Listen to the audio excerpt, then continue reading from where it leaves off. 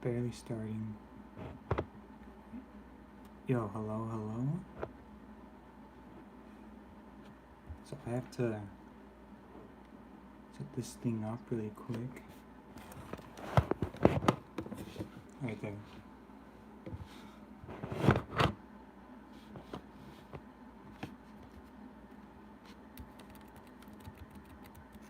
So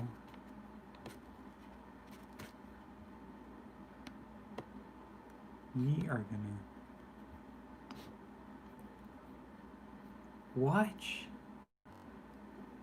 Mr. Nightmare again. Hopefully there's some good ones out there.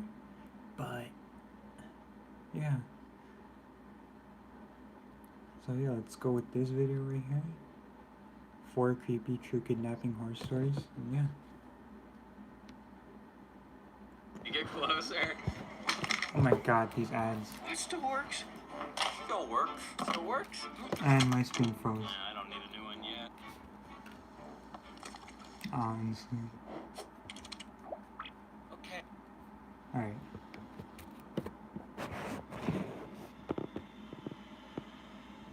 My camera phone.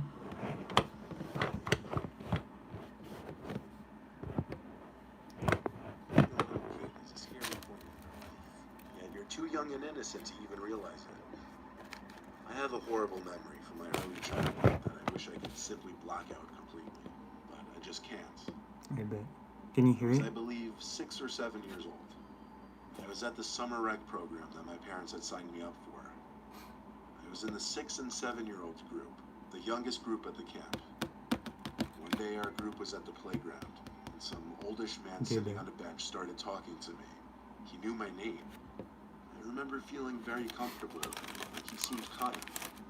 He gave me a candy that I ate on the spot, and he offered to push me on the swing.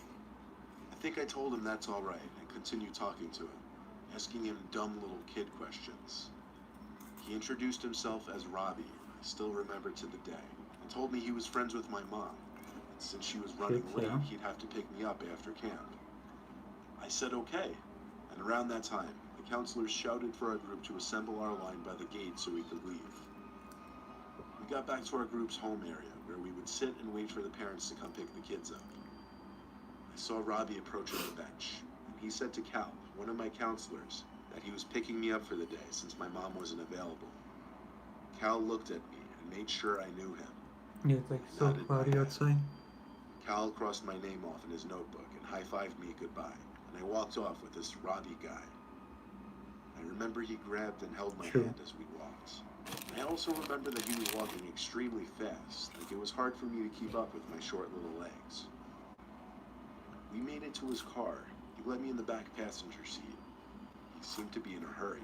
Oh dear. He rushed into his seat, started the car, locked the doors, and started driving fast out of the parking lot.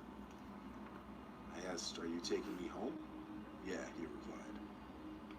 I remember hearing some yelling noises from outside the car. I lifted myself off the seat to look out the rear window and saw 2 of my counselors pointing at the car I was in to one of the park supervisors. This is when things got scary for my little self. As I was looking out the back window, the man screamed at the top of his lungs to get down.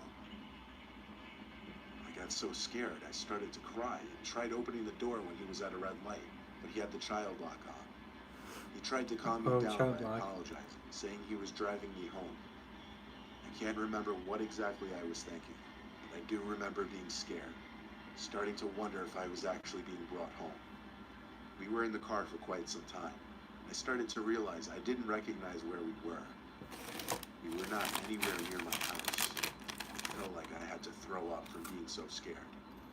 I remember Robbie muttering, oh shit," constantly under his breath, and he kept looking in his rearview mirror. Then, the sound of a police siren directly behind us made him scream in anger once more. He pulled to the side on a neighborhood road and told me to go along with whatever he said. But he didn't have a chance for that. 2 police officers stormed out from the car with their guns half drawn and yelled at Robbie to step out of the vehicle with his hands up. He did so without question and was cuffed while they had him laying face first on the concrete. He was brought into the car while the other officer stuck with me, comforted me, and asked me questions. Another cop car arrived, and so did my mom in Bet. her minivan. She was in tears and hugged me when she got out. So backing up, his real name was walking me to his car. My mom had already gotten to the bench to pick me up. And Cal told her some man already picked me Hold up. on, we're back. That's when So I'll be back in like 2 minutes or something.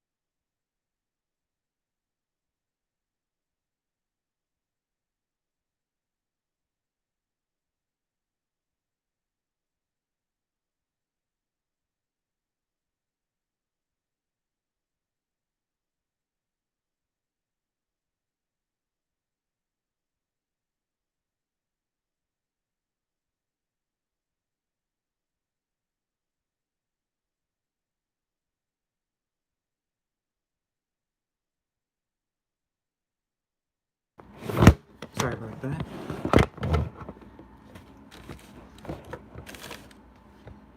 Alright, unpause. And they ran to catch what car we got into and called the cops right away. True. One of the camp supervisors was actually tailing us on the road, which is why Cal was panicking and how the cops were able to locate us. Now you can see why I wish I could block this memory out. It's disturbing, it's sickening, and I often have to think about the horrible, unimaginable things that could have been done to me if I had not been saved. Add in 3, 2, 1. I serve as Joe Biden. Honey can save you hundreds of dollars this year and thousands of dollars over your That's lifetime. Mr. Here's Beast. how Honey works. This is 3,000.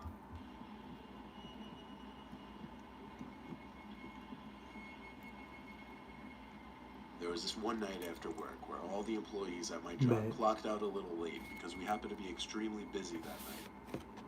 As usual, we cleaned the store and headed for the front to clock out. That night after work, I would be hanging with 2 of my coworkers. We smoked a blunt and went to Wingstop. All was well. 1 a.m. finally struck. I needed to be home and I needed gas. I said bye to my 2 coworkers and headed for the nearest gas station. It was actually right around the corner from my work. Thank God, because I had gone to work with it running on E. My car was running on fumes. Although being the closest Definitely gas station, smoke shop, man. I avoid this one for many reasons, as do many other people, especially at this time of night. There's often homeless drug addicts walking through it. Many people hit cars and drive off, fights, people scream in the cars. It just manages to attract the wrong people. So, as I'm pulling up to the pump, the high officially leaves. I come to realize that I'm about to pump gas at a cornered gas station hidden by buildings at 1 o'clock in the morning. No car, no person was seen in sight. I got out and turned around to reach inside for my wallet. I come up, and there's this homeless man going through the trash with this very large white bag. I'm not talking about big hefty that promises to keep all your household trash intact all the way to the outside trash can.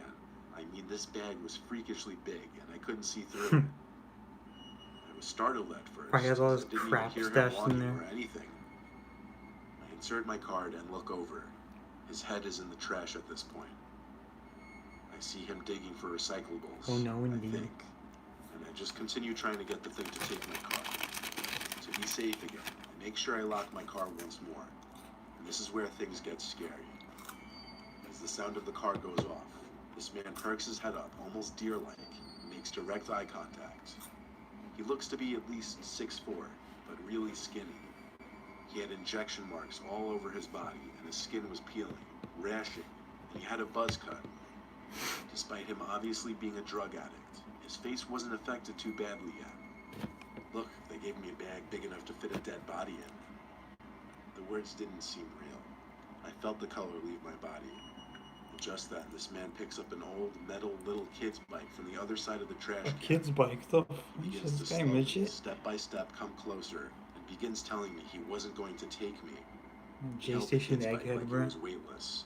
Mind you, I'm a girl and personally have no arm strength. I'm not going to take you. We're not going to take you. Don't look scared. Look pretty. At this point, I was already inching my way closer to my car. I jumped for it, and that's when I booked it out of there and realized there was another man hiding at the pump behind me. The other man was wearing a mask that covered both his mouth and nose. So much could have happened that night, and I'm glad it didn't go the other way. I'm pretty sure that man was going to come up from behind me and either make me smell something to leave me unconscious or who knows what. Please be safe out there, and always be prepared for the unexpected. Add in 5, 4. Oh god, it's gonna be a honey added. Of course. I'm a serious gamer. Now, on your left. Watch out, watch out. I'm But I a don't- serious peenie.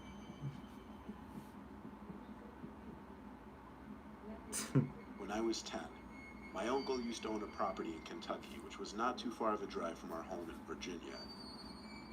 He was an avid hunter, so his place was in the middle of the woods, a perfect hunting area. He let my dad take us there when he wasn't using it, just as a nice little escape from the suburbs, because we all loved the secludedness. I would love to go on hikes in the woods by myself, because I've always been a nature freak. Bet. One time while hiking late in the day, I thought I heard footsteps around me. It sounded like human Virginia? footsteps. Bet. So I turned and started walking the other way. At the edge of the woods, however, I saw someone standing behind a tree, very shady-like. Seemed he was trying to hide. I ran back in the direction of the property and went inside the house. I told my dad I was being watched in the woods. He told me to just stay on my uncle's property and not wander off. I didn't want to go back outside course, after that of anyway, course. though. My dad and 2 little brothers went off to pick up a pie at a nearby pizza place. I stayed behind because I'd rather watch the movie that was playing on the TV. I'd been alone in that home many times. I wasn't scared. I heard steps coming up the little wooden front porch. There was a knock at the door, so I jumped up to let them in because I was starving. But I froze at the door, thinking, how could they be back so quickly? Dad? I said through the door. Someone on the other side said it's not your dad, but we need some help. Oh, that was his wind, My bro. heart dropped. I looked out the window to the porch. It was still just bright enough to see an unfamiliar man standing on the porch. He noticed me at the window, looked at me, and smiled. I shut the curtains and yelled, "Dad, there's someone here at the front door." I was pretending as if my dad were still home. "We saw your dad leave just before. Just open the door. We just need some help." Bet. I ran to my uncle's master bedroom to hide there. There was a tap at his window. I saw a second man outside. He also yelled, "Open the door, please." I heard kicks at the front door of the home. It was a very flimsy old wooden door, and it gave in easily. I panicked and went to my uncle's closet where he kept his guns. I grabbed his shotgun, which he taught me how to use, and as the door to the bedroom opened, I aimed the gun at the tall man's torso. He raised his hands and nervously laughed, telling me to calm down. He backed away, back to the front door with his hand still raised, and he said, "We're gonna leave, okay?" The 2 men walked away into the woods, no car in sight. My dad soon you returned capped to him see the open right broken-in there? door, and I explained everything. He called Like the a cops, pump-action who stayed shotgun? with us while my dad did his best to fix up the door. My uncle installed cameras and a stronger door the next time he drove in there, and he sold the place a few years later. And another ad. I swear, it's gonna be a honey ad. The secret to finding promo codes for all your favorite websites The is fuck? here. Get out of here.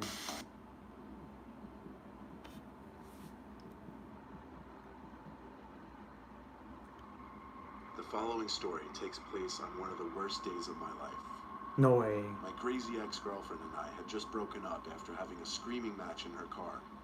She basically told me where I could Honestly. shove it, and left me in the rain in some parking lot of an abandoned office supply store.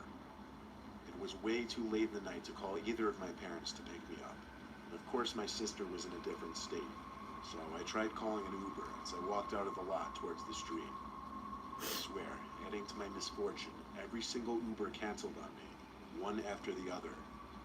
It got to the point I wanted to cry out loud and scream. I was a 15-minute walk from home. I figured to hell with it, I'd walk it. But shortly into my walk, an SUV pulled up to me. 3 guys were inside. They seemed around 30. The guy in the back said, "Yo man, you need a ride?" I figured, why not? What did I have to lose at that point? It beats walking in the rain. I hopped in the open seat in the back and thanked all of them. I gave the driver my address, and he started on his way to my house. I tried making conversation by talking about how I just broke up with my ex. Tried to make light of it, but they didn't respond in the way I was hoping. The guy in the front passenger seat turned to look at me. I looked back for a second, expected him to laugh or say something, but he just looked at me with this blank, emotionless expression, his eyebrows slightly raised, mouth hanging open as if he were trying to intimidate me. I looked away, out the window. I could still sense him looking at me through my peripheral vision. The GPS voice said turn right on the next road, but the driver turned left. No way. Yo, I think you went the wrong way, I said to the driver. The guy sitting right next to me said, nah, chill, man. The lack of communication in this car was really adding to the building tension. I noticed we were entering quieter, if not dead streets with few houses or buildings nearby. I was scared to say what I said next, because I knew if they didn't acknowledge it or listen to it, it meant I was in a bad situation. I asked the driver to just drop me off on the side, I'd walk. And his response was just laughter. The guy in the front passenger seat joined him in laughing. The sound of the doors locking as the car was coming to a stop was the moment I knew. I knew I had to run. I flicked the freshly locked switch back up and pushed the door open. The guy sitting next to me started yelling, "Get him," as I felt his hands try to grip my arm. I got out from the car though, and I ran into the adjacent patch of trees which sat next to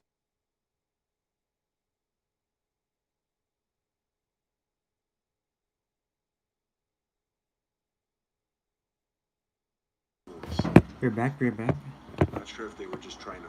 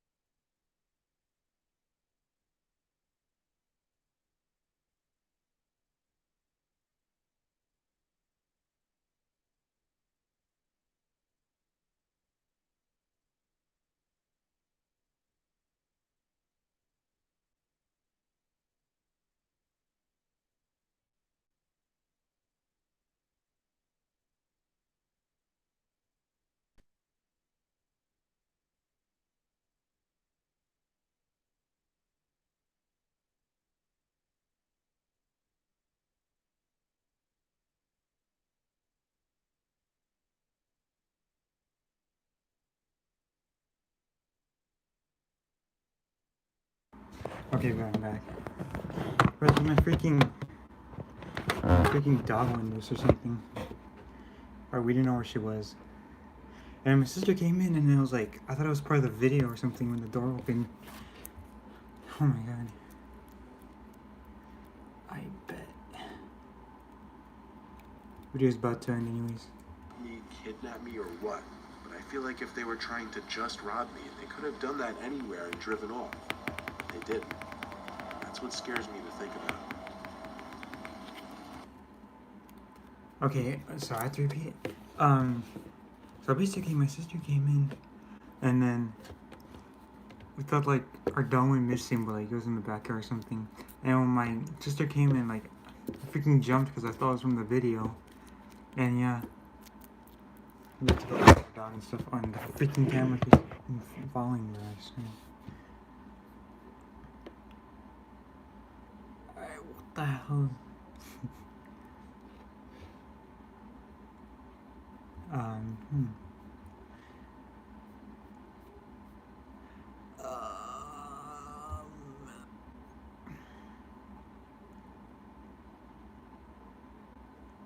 True.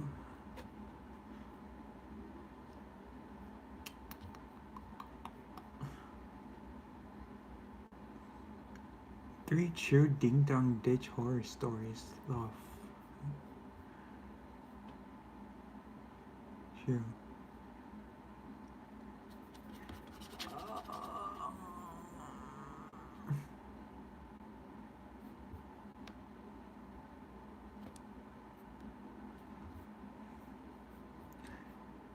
I guess we can watch this.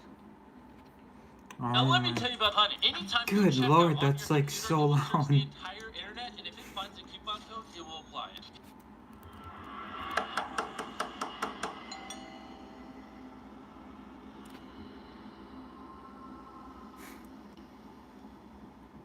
Honey, honey, honey.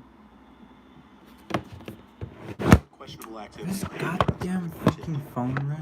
Ding dong ditch, where you run up to someone's door, knock or ring the bell, then run away or hide. We do it from time to time when we were feeling mischievous or bored. At the time, someone moved across the street from my friend Stefan, who lived a block down from me.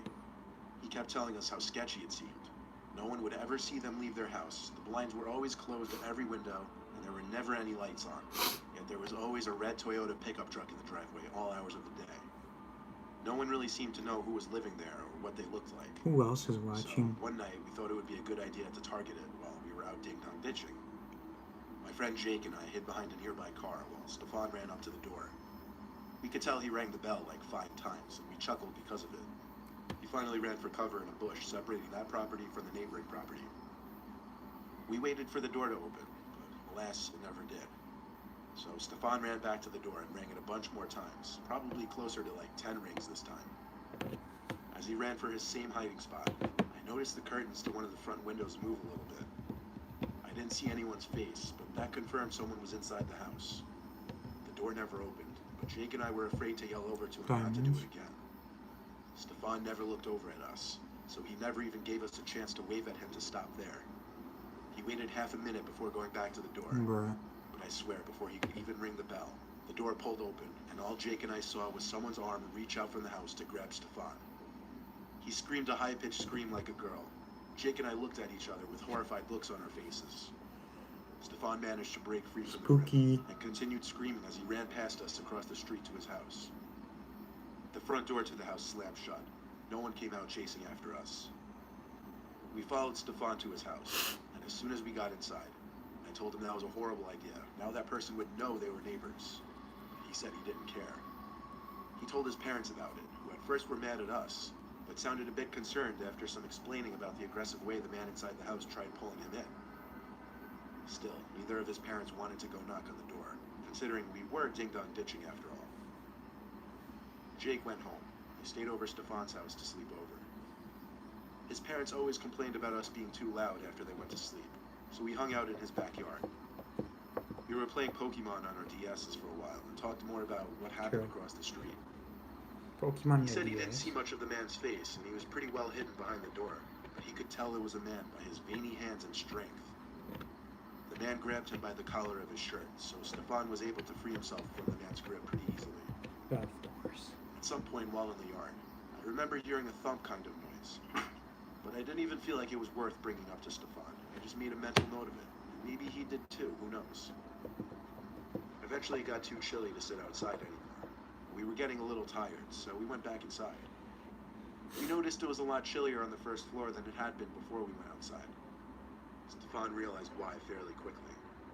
The sliding dining room window was open all the way, and a breeze of cold air was pouring in. But his parents definitely didn't open that. Something wasn't right. There was the sound of a footstep or something falling on the carpeted floor above us, in Stefan's room. It set him off screaming for his parents. The house has a very open layout, so of course they heard him and came rushing out of their room, confused and worried as hell. He pointed at the open window, then said someone's in his room upstairs.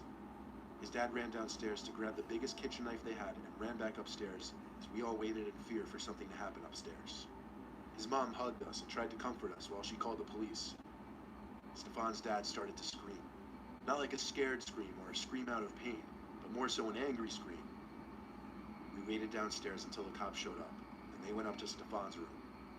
What actually happened is so disturbing. Technically, it's like their fault. As anyone could guess, the break-in point was the window. Stefan's dad checked his son's room and heard something in the closet. T. Upon opening it, someone tried to lunge at him, but he immediately got one good stab in the person.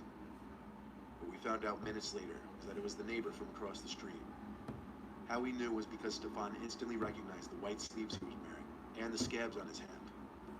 The man was as scary looking as we imagined. Stefan's family got a restraining order against the man and refused to live across the street from him any longer. They moved within a few months to a house in the same town.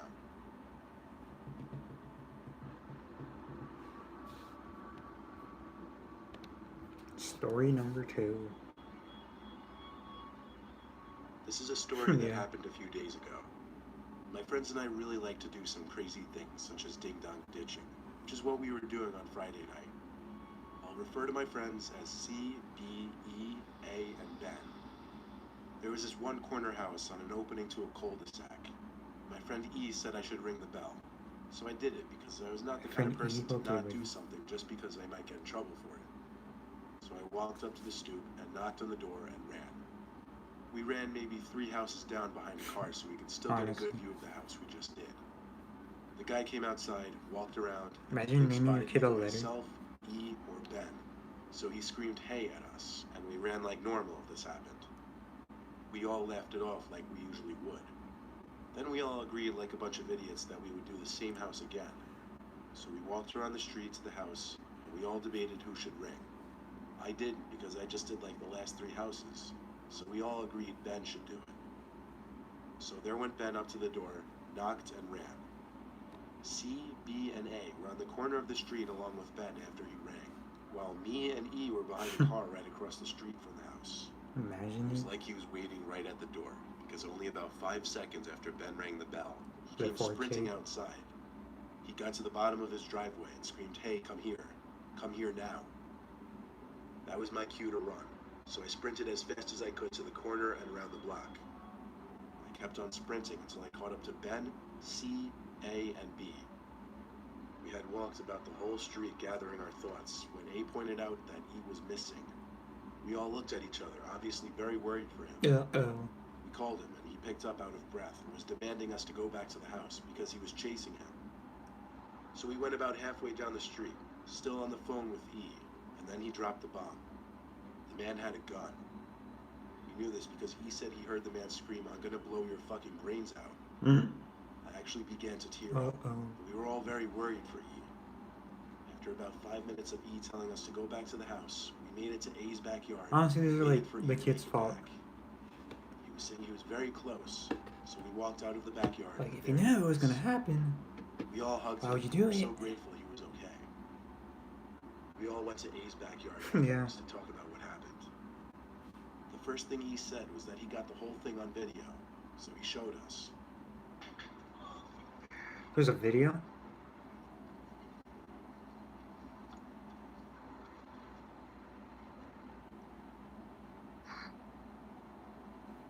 Hey, come here now. Come here, now! Oh, Come here!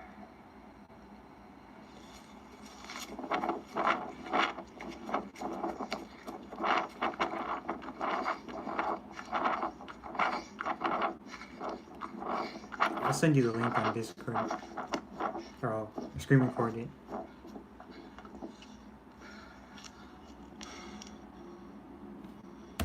Alright, man. Alright. Oh.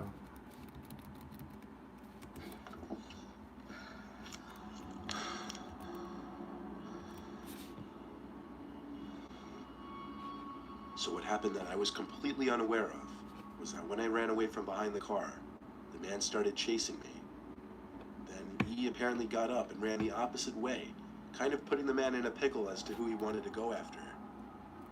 He chose E, and he ran from him almost I all think the you way could down call the me street because it's before gonna hiding mess under a up the whole car stream. until he felt it was safe to run back. This was the most insane night of my life, and I couldn't thank E enough, because if it weren't for him, who knows what that guy would have done. Now, I to remember me one if he had time- caught up. Some guy was actually like chasing me and my friend for like no reason. Like we were just on our bikes or something, and I think my tire broke down. And I just see some guy like dressed in green and like jeans, and then starts coming after us. And I'm like, oh, we better run, bro. And then I don't know what happened to him after that. He just disappeared. So yeah, that was my story. The hell was that? Freaking beer ad.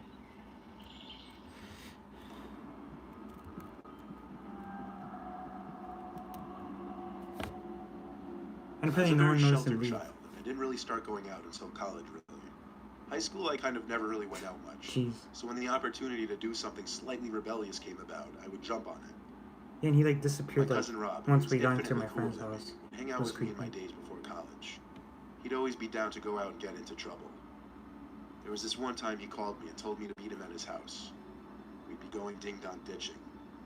I brought along my Really? flashlight just Damn. because it was dark and there weren't many streetlights in my old neighborhood. He also brought along 2 walkie-talkies and handed me one. Houses were also a little further between than your typical suburb. Rob led the way down the road, yelling things, hitting stop signs with his hands. He always had a lot more energy than me. We veered off the street and cut through some Jeez. trees onto someone's property. There was nothing but a single walkway lamp on. No lights on inside or outside the house. Rob told me to run around back and wait for his signal to ring the backyard bell. He was trying to make the homeowner run back and forth, not knowing where to go. He tested the walkie-talkies and they were all good. I waited in the backyard of this property. It was extremely dark and quiet back there. To be honest, I was really scared. Rob gave the go-ahead to ring right after he rang the bell a bunch of times. I rang it twice, then ran for cover behind a bush. God, I I shake waited in yourself. that bush and walkie-talkied Rob, seeing if anyone had come out front. Negative. I told him I was looking the same in the back. After a minute, he told me to go to the back door. I looked into the huge back window to see if I could see inside. There was this tall-looking piece of furniture right in front of the window, and there was this red flashing light in one corner of the room. That was about all I could see. Rob rang the bell a bunch of times again. I heard it from where I was crouching. Yo, what's up, Golden Amethyst? I rang the bell a couple times, which yes had a different sound so you could distinguish the two. I ran back to my bush and waited again. Rob said over the walkie-talkie that nothing was happening. It was the same on my end. I wasn't anyone answering. I did think I could see something moving from inside the window though. Something small. I told Rob over the walkie-talkie. Oh, He said I should check it out see, with my I see. flashlight.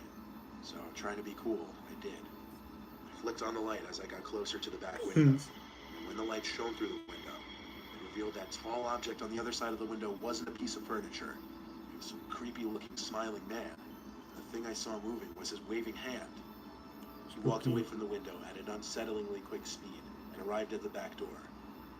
He opened it and started approaching me with this horrific speed-walking kind of pace, as he was asking me to come inside.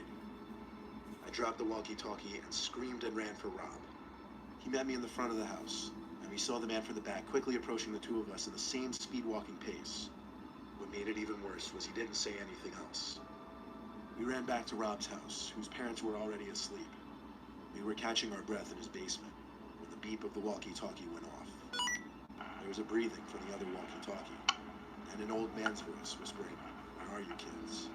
I'm not gonna hurt you, I just want to give you your walkie-talkie." The fact that the frequency was reaching us in the basement meant he was close. That was the scariest part. We turned off the walkie-talkie out of fear and turned off all the lights. In case you're thinking this was some sweet, innocent man trying to be nice, there's no chance. He was literally chasing us, and he had this look about him that screamed child predator. We were young, but we were definitely smart enough to realize Oh, he's he talking might about have been me. after us because of our age. We never told our parents, though, because they would have grounded us just for going out ding-dong ditching. It was just a disturbing memory we'd have to deal with. We were lucky we got away Right. okay, though.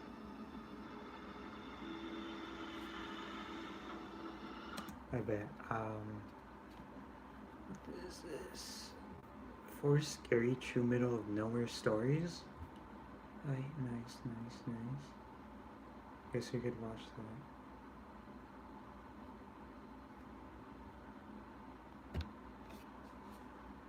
So I just ordered these 4 my pizzas here, and it was God. supposed to cost me This over fat ass has, like, $100, 5 and then it's pizzas costing in me only $65.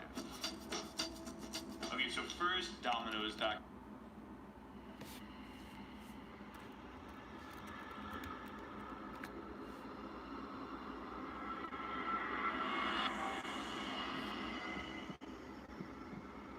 True.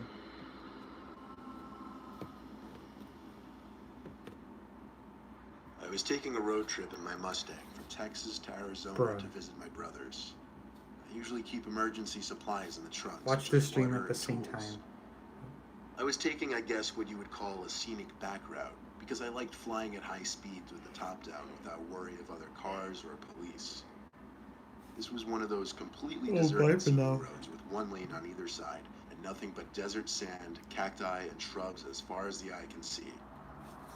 I was flying down this road when the car started to emit these concerning popping noises from under the hood, and the car started to jolt or jump slightly. I put a heavy foot on the brakes to bring the car from a speeding 90 miles per hour to a less than gradual halt. I got out from the car, popping the hood, pretending as if I'd even know what to expect or how I'd go about fixing it. There was no smoke, nothing like that, but I didn't have a clue what could be the problem. I got back in my car to try and start it. As I feared, the damn thing wouldn't even start back up now. The car was an 01 Ford Mustang, so yeah, it was an old car with its share of problems. Naturally, I tried to call my Exploded. roadside service company, but bad became worse, realizing I didn't have any service this far out in the desert. I was more or less stranded. I hadn't seen a single other car pass me that whole hour I was driving on that road, and I was scared to think how long it would take for someone to pass. I waited on the side of the road, sitting on my car's trunk for literally hours, sweating my ass off. My spirits rose when I saw the shine of a car reflecting the sunlight speeding down the road in the horizon. Bruh. I hopped off my trunk and started walking and waving my arms out for help. But the car didn't stop. It zoomed past me. Pure evil. I didn't know how somebody could leave another human being stranded like that. Nightfall came and This hunger was guy setting in. just left him. No cars had passed since the first, and I was trying to fill my stomach with the water bottles I had in my trunk. Eventually, Imagine I saw the headlights bodies approaching. in the trunk. I had my car's hazards on, but I also waved my arms once more. The truck pulled to the side, and a fairly large man stepped out. I told him my car broke down and asked if he knew anything about cars. But he didn't immediately seem interested in my car. He more so seemed interested in asking me if I was alone, where I was going, and why I didn't just call for help. Then he asked me if anyone knew I was here. These questions were certainly making me uncomfortable. He finally offered me a ride, though if he was trying to make a point of making me uncomfortable, he accomplished that. I stepped up into his pickup truck, and off we started driving. He said it would be a long while before either of us would have phone service. He started asking me more questions, like why I would decide to take a back route like this. Minutes in, the truck started to slow down, and I heard him mutter, "Ah, shit." He pulled onto the sand on the side of the road, looked at me, and said the piece of crap broke down. This couldn't be happening. I'm sure it I broke looked back at the down. man and realized he was still looking at me. Like 5 seconds went by and he was just still staring at me. He finally asked me to go lift up the hood once he would crank the latch. I can only describe this whole situation so well, but through everything up until this point, I was insanely suspicious. I went in front of his truck with a bit of Like a distance grenade between he the runs front and over. I, and waited to hear a click, meaning the truck's hood was unlatched. In my head, I was picturing him trying to run me over, and that's exactly what happened. As I took one step towards the truck to try and open the hood, I heard the roar of the engine as the man was on the gas. I dove for my life. If I reacted half a second later, I'd have lost my legs or instantly been killed. I This took guy off running almost into the died, pitch bro. black night, looking back to see the taillights Jeez. still there. And then this. Gunshots. Surely gunshots aimed at me. That man was trying to kill me. It was too dark out there for him to possibly shoot me dead without some kind of luck. But I thought I was going to die at any moment. I ran as far as I could, then dove and made myself as low to the ground as possible. I heard a truck speeding off in the distance, so I turned and saw the taillights of the truck slowly disappearing down the empty road. I eventually fell asleep on the side of the road, and the nightmare didn't end until early morning, when I woke up to another pickup truck passing by. I waved them down, covered in dirt and sand, and thank God this man was actually normal, he and his wife. They gave me water and drove me to the nearest town, where I was able to call the towing company. It was a 45-minute drive back to my car on that goddamned road, then that same distance back to bring it into a shop.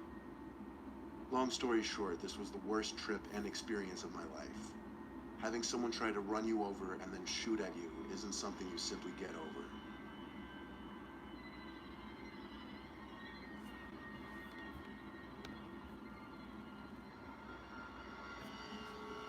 There were these woods by my parents' house that I would like to walk through a lot. I found this one very small circular clearing in the woods. It sat by a small, calming stream of water, and it had a big rock in the center that I'd like to sit on and read my books. I guess you could say I was a loner child. Yeah. One day, like any other, I walked to the circle, sat on the rock, Yo, you're opened my back. book to the bookmark, and resumed my novel. It wasn't exactly midday. It was approaching the end of the day, so it was getting slightly darker in the woods. I was interrupted by footsteps behind me. I set down my book and went into the trees to see if there was a deer or other animal nearby. Black bears are what always worried me as a Beans, kid. beans, beans. I heard more footsteps, so I followed quietly in that direction. Whatever it was moving fast. Faster than I possibly could while trying to remain quiet. True. The footsteps disappeared. I figured the animal got too far away. But as long as it wasn't interested in bothering me, I didn't care what No, it it's was. Joe. I started walking back to my circle, but as soon as I got a view of it between the trees, my heart dropped to my stomach. There was someone sitting on my rock, back to me, Bruh. and I could tell they were L. holding my book. I didn't know whether to approach or not until the man said out loud, "I don't like this book," and turned to me, as if he knew exactly play where the I was Rick standing, roll? even still behind a few trees. No. He said, "I watch you come here a lot." He had on this weird smile that immediately made me even more uncomfortable. Gonna My get 13-year-old you self up, didn't have a and fight or they're gonna flight let response you system. down. I only had a flight response instinct. The man stood up and took 1 or 2 steps towards me, and I started running. I knew the way back to my house easily. I was there after a couple minutes of I running. heard you. That night, I got a knock at my window. I woke up terrified and screamed for my dad. No. My dad came rushing in, and when I told him, he went outside to check. I was horrified when he came rushing in. That's a When I fat told him, L he in went the outside chat. to check. I was outright disturbed when he came back in with my book that I left in the woods. He said it was left outside my window. I slept in my parents' room for like a week after that, and needless to say, I never returned to that circle in the woods.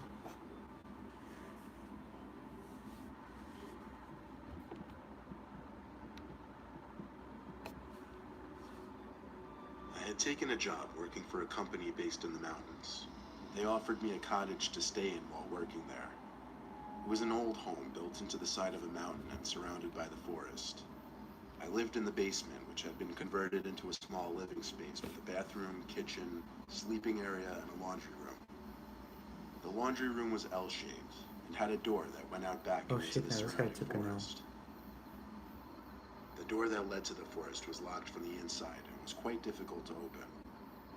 I never Agreed. used that door and always kept it locked. The rest of the house was empty, but I didn't have access to it. After a day of work, I returned to my little basement for an evening reading and playing solitaire.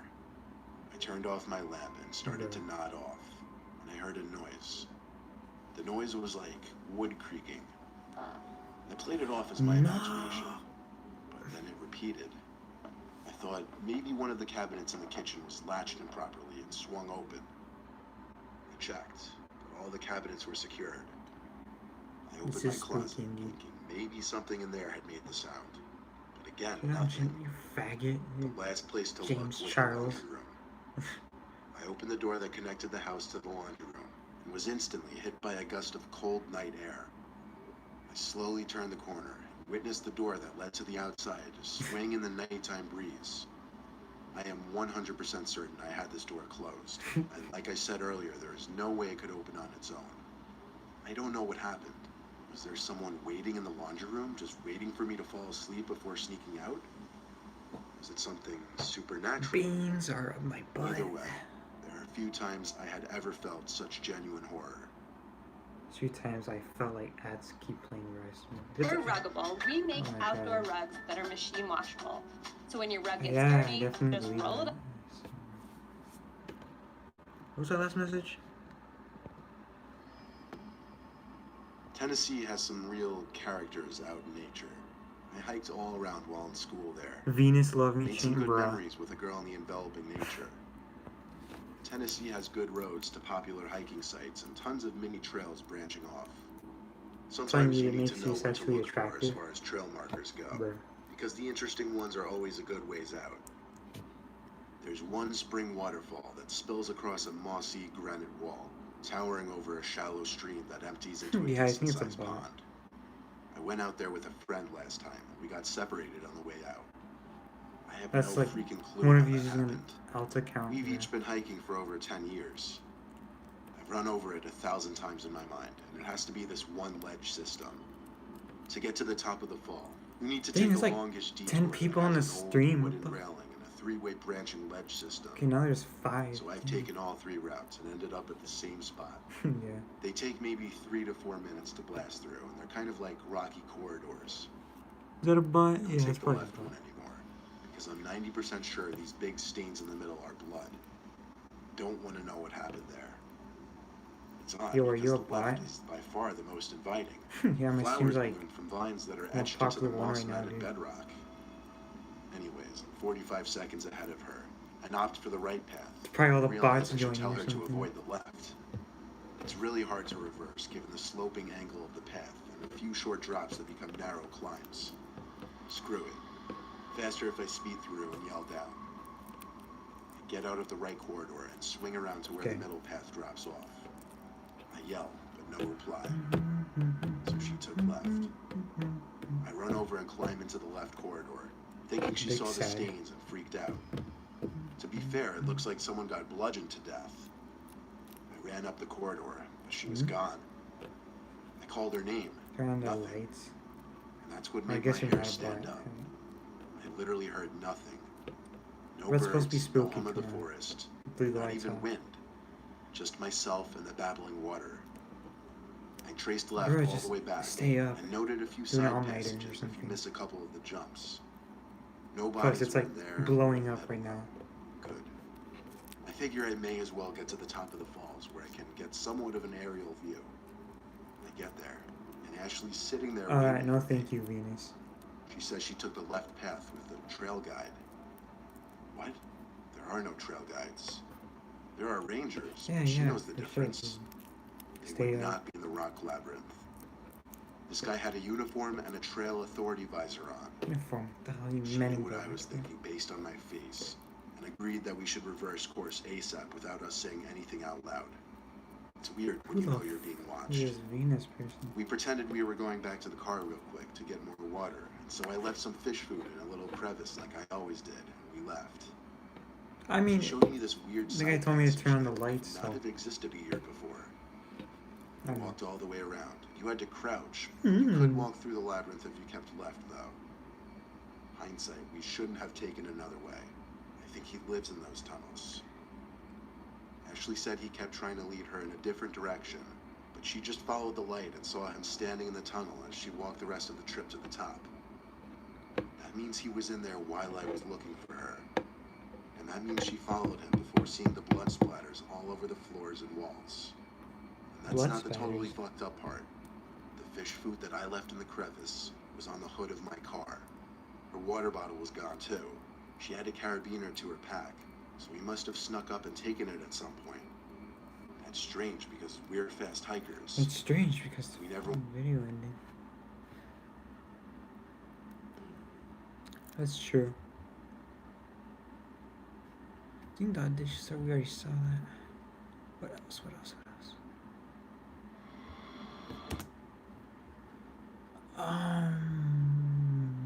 else? What did you want me to watch? Real Fog Horror Stories. Oh lord. What is this?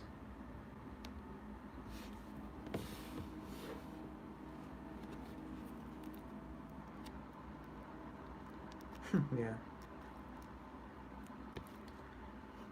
What if my stream has like Years back, 10,000 stayed views at my already? girlfriend's dad's house with her for a month. It was situated between a large section of woods and a lake. Her dad owned many acres of land, including much of the nearby woods. He even had this little, I don't want to say path, but very narrow clearing in the woods that I'd Play a like to game or walk through and something? clear my Bruh. head. It was this one unnaturally We'll foggy play a day game that if you I wanted to want. go for a walk That's in why the woods. request is in this I title. put on my boots that I'd use for But- hiking and told my girlfriend I'd be back in a little while.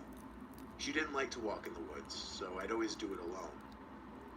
Walking into the narrow clearing in the woods, I really took in how foggy it was that day. I couldn't see 15 feet in front of me. I hadn't seen Yeah, it exactly, like that it in was years. chill. In fact, I haven't seen it that Why the foggy lights since. I don't But as long as fucking I'd stay in the know. clearing, What do you I'd be think? able to I'm just find trying my to way make. back. We're trying to make this spooky, Walking through I the guess. clearing, I thought I could hear my footsteps being nearer. And plus, there's like as if synchronized with it's like so someone else's cloudy steps. outside. So I stopped and listened.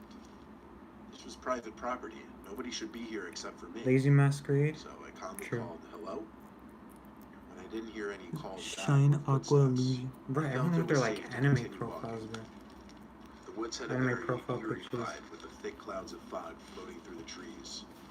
Crunches on the floor of the woods from my boots, and the sounds of evening crickets was just about all I heard. Calming vibe. Then I heard it. A moaning like breathing noise. Pretty cool though. Like an old man moaning in discomfort. This time I knew I wasn't alone. It sounded like Yeah. someone was hurt. I walked towards the noise, concerned. Once more calling out Unless it's hello. Beastars. I Or like stopped, JoJo or sharpened my something. senses a little, and noticed the figure of a person standing just far enough away in the fog in front of me, where I could see their presence there. Those are pretty cool That's animes, just but about it. other than that. Just a really tall Are you figure. just in the watching fog. TV? That was the No. person making the moaning sounds. Yeah, Mr. Nightmare's a I TV show. crept a Right? little closer, asking if the person needed assistance. No, it's on my I didn't laptop. exactly get a better view. So I walked a little Sadly, it's a closer. school laptop, Still, so like, it didn't feel like I was if I had a getting real any closer to laptop, the I put person. like a face cam or something, so this I would yelled be this time. much easier than like It wasting stopped. battery on my phone. So I took 2 more big steps Yeah, this time towards the it's figure. not my TV. And that's when I realized you're that no wondering. matter how much I walked forward, this person, this figure, didn't seem to get any closer. I turned around and started walking back through the clearing in the direction of my girlfriend's dad's house. I looked over my shoulder about 5 seconds later and swallowed my gum, seeing that the figure now behind was still the exact same distance it had been this entire time. I started You have a running, Twitch heart man in racing, here. running short on breath rather quickly. And every time I looked over my shoulder, I saw that figure hovering the same Getting distance 6 behind me. viewers already. And what I use the hell? word hovering now, because I eventually picked up on the fact that I couldn't see the outline of the lower part Who of the swallows their figure's gum? legs. I wonder if you swallow your It just gum, looked like this do you like floating crap it out apparition and of like fog. the gum comes out by itself, or I eventually made does it it out turn of the into woods poop? back to the yard of the house. I took one last look at the tree line while it was still in sight through the fog. Yeah, do something cool. And I saw the person, figure, apparition, whatever I should call it, right by the tree line. I burst in through the back door of the house, slammed it shut out of breath. And when my girlfriend, her dad, and her brother came in It's response to my dissolved. noise, I pointed out into the fog at the tree line. I remember telling like them some kid told me someone or back in like the something 5th was grade. following me in the woods, Oh, it stays no in you matter for how like fast 7 I ran. years. I was like, what Her the? dad put on his shoes and went outside with me real quick. I pointed to where I last saw the figure in the woods, and it was gone. He patted my shoulder and told me I had nothing to worry about. Bro, these With he and I bots, being right? 2 6-foot dudes, and with the 2 dogs in the house, You don't know. no one would be All these breaking in bots, here. yeah, these are bots, honestly. I laughed. They'll have like pretended for a 3, second as so if I they have like a wasn't middle mentally name and scarred stuff. for life from what just happened. I'm not one to believe in ghosts or anything of that nature, but this was definitely the closest thing to paranormal I'd ever experienced. It still Are they sends bots? shivers I'm up not my sure. spine to this day. I think they're just trolls, honestly. Oh my god, another The ad. secret to finding promo codes for all your favorite Oh my god, websites shut is up. here. Bro, it's like, I hate when the screen freezes. Hello, Kelly Lemon. Yeah, auto responsive. What you mean, girl? In the process of living Yeah. at my parents' place in Staten Island, Manhattan, I was using a lot of apps like Craigslist and Letgo for new furniture. I had already gotten the apartment in Manhattan by the point of this story, but I was still spending most of my time in my parents' house while I was still finishing up furnishing the apartment. It's been an hour since I the was on stream the app started. Letgo, and I found a really cheap, nice-looking dresser that matched the rest of my furniture. I messaged the guy whose name was Jake. I mean, hey, free He was views, I quick with guess. his responses. We set up a Kelly time and Lemons, place to right? meet that night, outside his house on some dead end. Such, by a little that's like the park. most perfect name ever. He said he worked late honestly. shifts, and his only available time to meet would be past 10 most nights. That was fine for me, though. I didn't have work that week. The meetup time was 10:30. I wanted to be a little Bro, early what are these, because like, honestly, the later it got, the responses? sketchier things would feel. I got to his house at like 10:15 or maybe earlier, but it was an intensely foggy night. I couldn't even see if there were other cars parked in the street.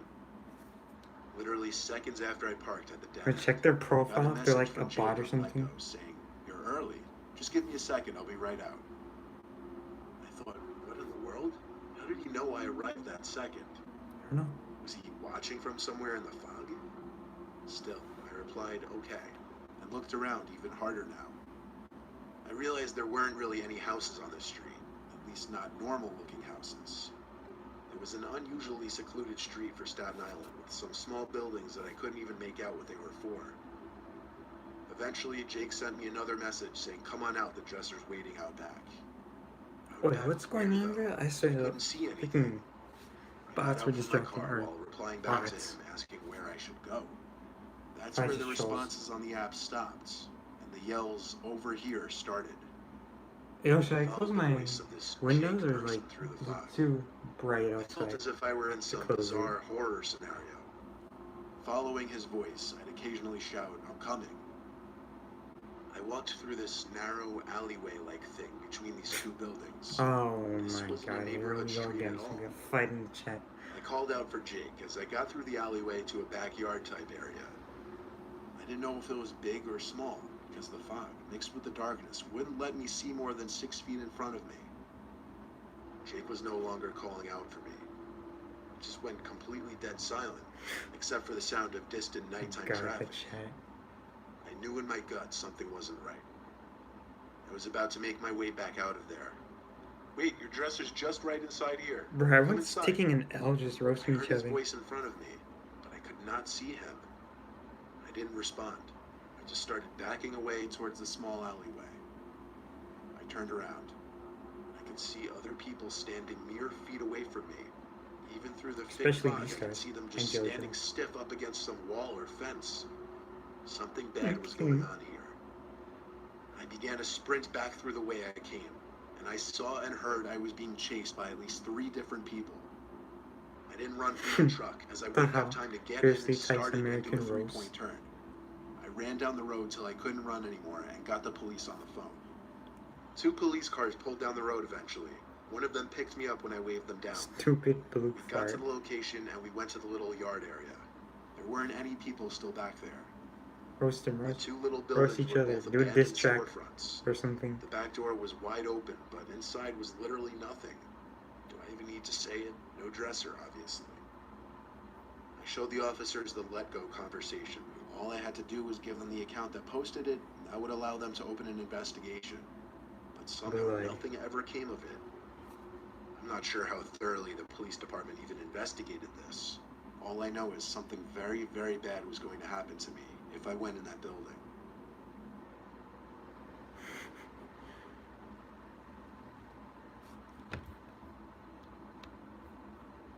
Last Saturday, while I'm writing this, it was an insanely foggy Yo, day. Jupiter. My family and I are quarantined in Jersey.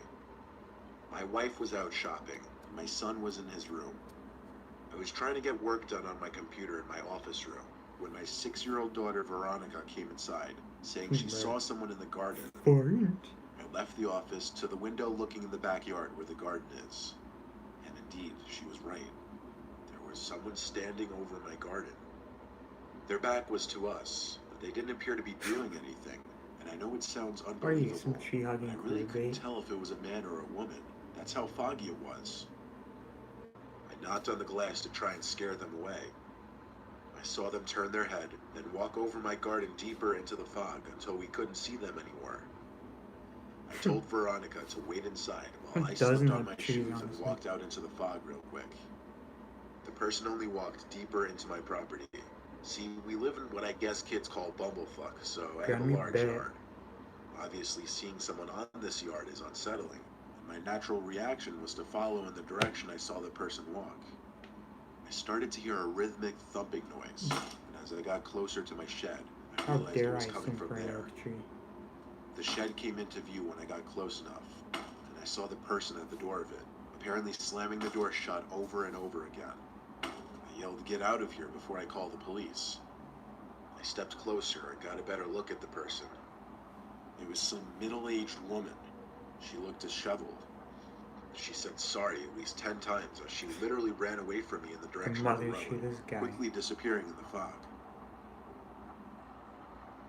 Later that night, after my wife and I turned off the TV and tried to get to sleep, the dead silence in the room revealed a sound coming from outside. It was coming from the backyard. I recognized it as the slamming of the shed door again. I felt sick realizing this. My wife was shaking me and telling me to go out there and chase whoever it was off. I didn't tell her about the woman because I didn't want to scare her.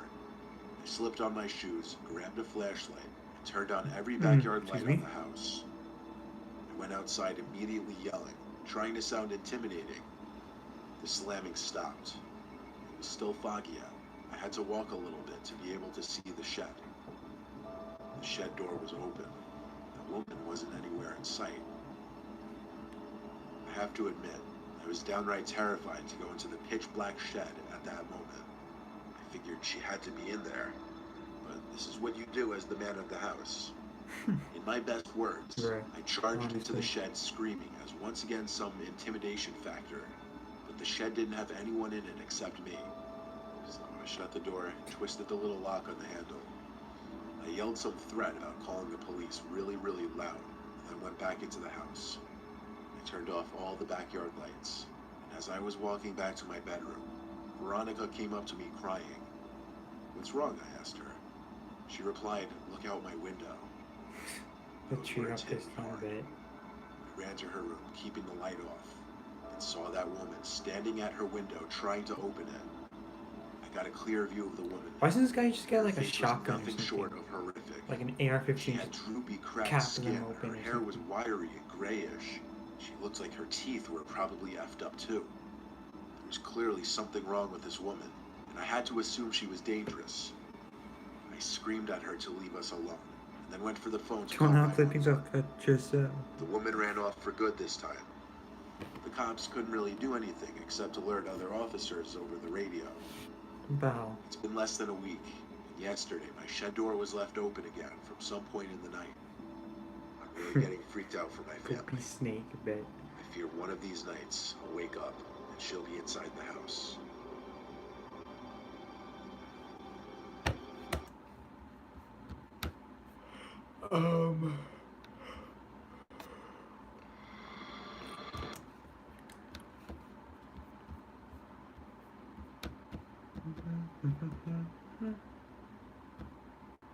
No, not animated person.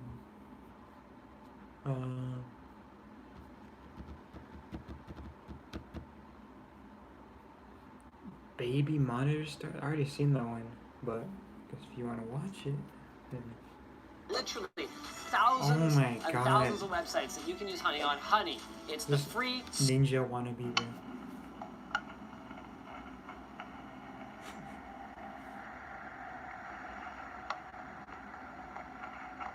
James Corden, like the Tonight Show, bro.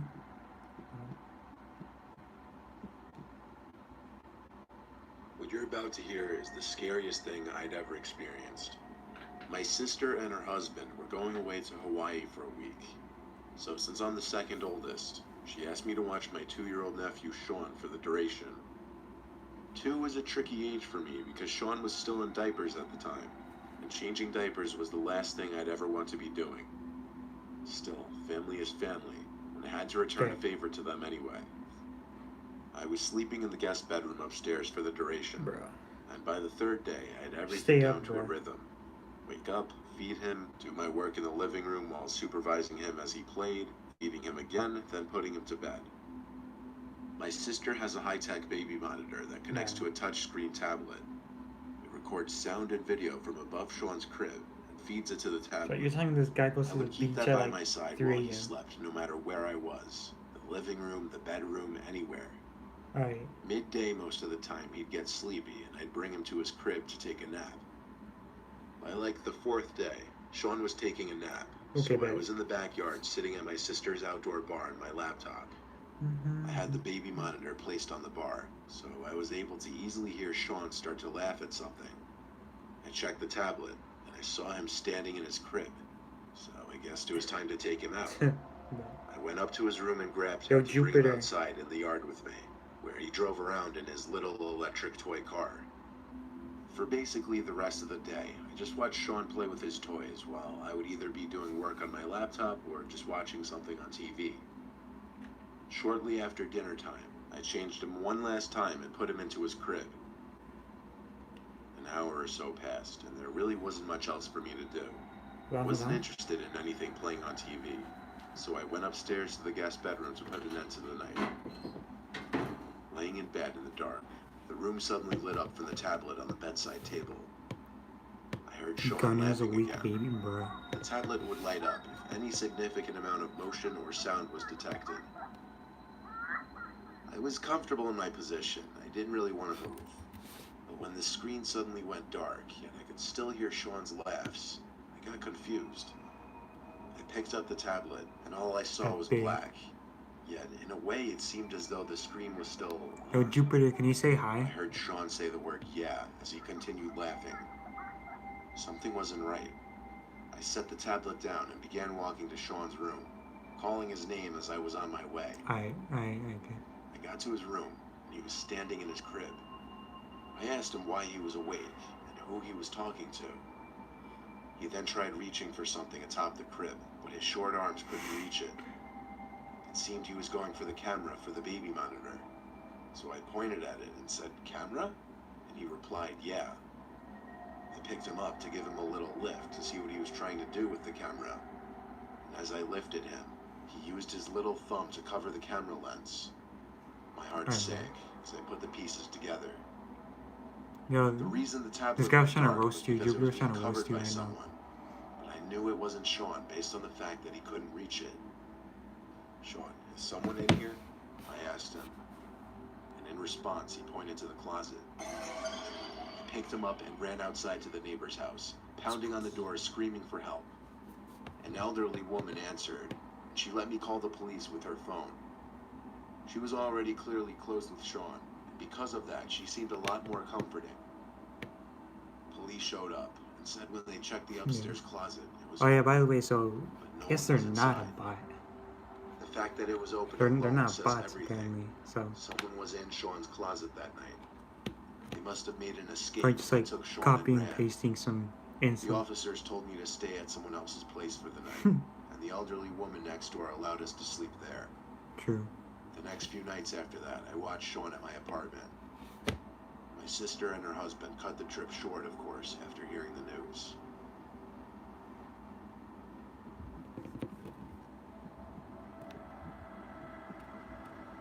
I was 10-year-old diabetic who lived on the second-story floor.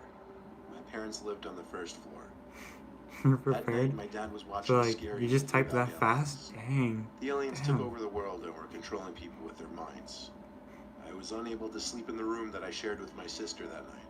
So instead, I slept on the first-story floor with my parents. At that time, my parents were using a baby monitor to make sure I didn't need any help in the middle of the night to take care of my diabetes. Late that night, as my parents and I fell asleep, I heard my mother's voice over the baby monitor. She said, "Amanda, honey, come give me a kiss. I'm going to work." Prepared for it. In confused daze, I looked outside to see it was pitch black. That's weird, I go to myself. Isn't it too late for my mom to be going to work? I rubbed the Just sleep see out of my eyes blur as out, I make my way upstairs. Banged, bro.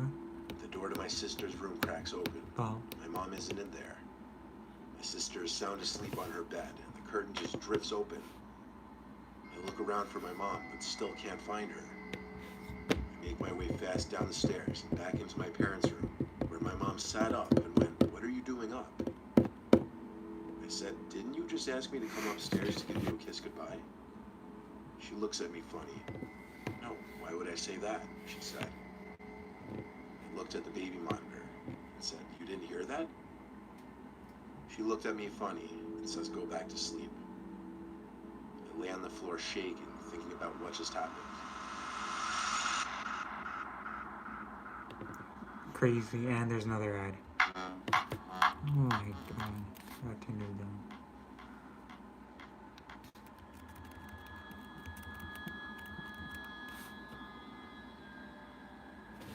In my teens and early 20s, I would babysit as my side hustle. I was always really good with toddlers and babies, and usually the parents of the really young ones would pay more. There was this one pair of kids named Lucas and Adriana. Lucas was 2 and Lucas Adriana from Mother was 7. 3. Though Adriana doesn't have much to do with this story, I'll just say that right now. Lucas didn't really speak much, though I was told he had only just turned 2 a few weeks ago at the time. After a long and stressful day of watching the kids, they went to Okay, sleep. Jupiter, please I roast would me. be spending the Okay. night at this couple's house watching their kids while they were out in some beach town with friends or something. When the kids finally went to sleep, I had some peace and quiet and time to unwind, as watching the two of them was a lot. I lay in the living room watching a movie. Oh The Lord. couple actually still had a baby monitor for Lucas's room. F They for asked me to golden keep that in amethyst. earshot when he went to sleep. I left it on the coffee table in the living room. Eventually, I ended up on a FaceTime call with my friend, and that ate away so much time that by the end of it, it was past 12. I went to sleep after that. Actually, I fell asleep pretty easily. The next thing I remember Oh was god, the this dream. story's disturbing me. Freaky, disturbing, messed up dream. Everyone knows dreams can be weird and grainy, so I can't describe verbatim what happened in this dream. But the best I can remember, I somehow had lost the baby monitor and Lucas was missing. After searching through this weird dream version of the couple's house, I found the baby monitor under the bed, and on the screen was Lucas's dead body. Pedophile. And upon seeing that, a deep voice Step kept brother saying this Junior. was your fault. I must have heard it like 3 times before I suddenly woke up.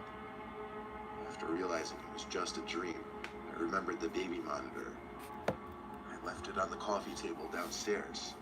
But before going down to get it, I figured I'd check Lucas's room first, since it was closer anyway. And I saw he was fast Please asleep. continue. After that, I went downstairs to get the device, and went back up to the room I was staying in. I went back to sleep, but once again, I woke up sometime later. But this time, I woke up to the little monitor device beeping and the red light flashing. I picked it up, and on the screen was Lucas standing up looking directly into the camera. Not smiling or laughing, just looking dead set into the camera, his eyes glowing in the night vision. The way he was looking freaked me out. It was a cause for concern, so I rushed over to his room. The When I best got to the comments phone, aren't coming through. He was fast asleep, I bet. laying on his back. I said his name a few times and lightly shook him, but he didn't wake up. I looked around the room, scared, feeling like there was another presence in there with us. I checked the closet and looked under the crib. No one. I went back to the other bedroom and looked at the monitor again. It showed Lucas laying flat in his crib. I turned it off for the night, but I didn't sleep as easily after that. To this day, I still don't understand that dream I had, or if it was some kind of warning. Imagine, dude. I don't know what exactly I was seeing on that baby monitor screen. I just don't know what to believe was actually real.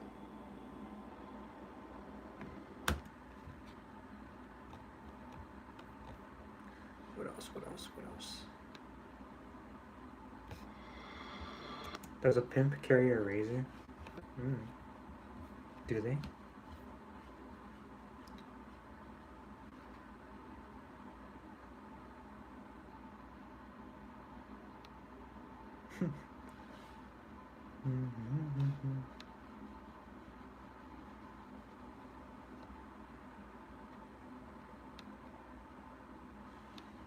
Should we learn that from like experience or what?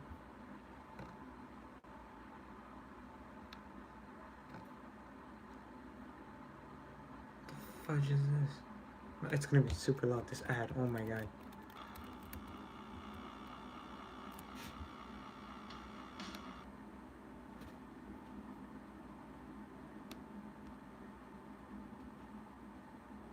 Okay, but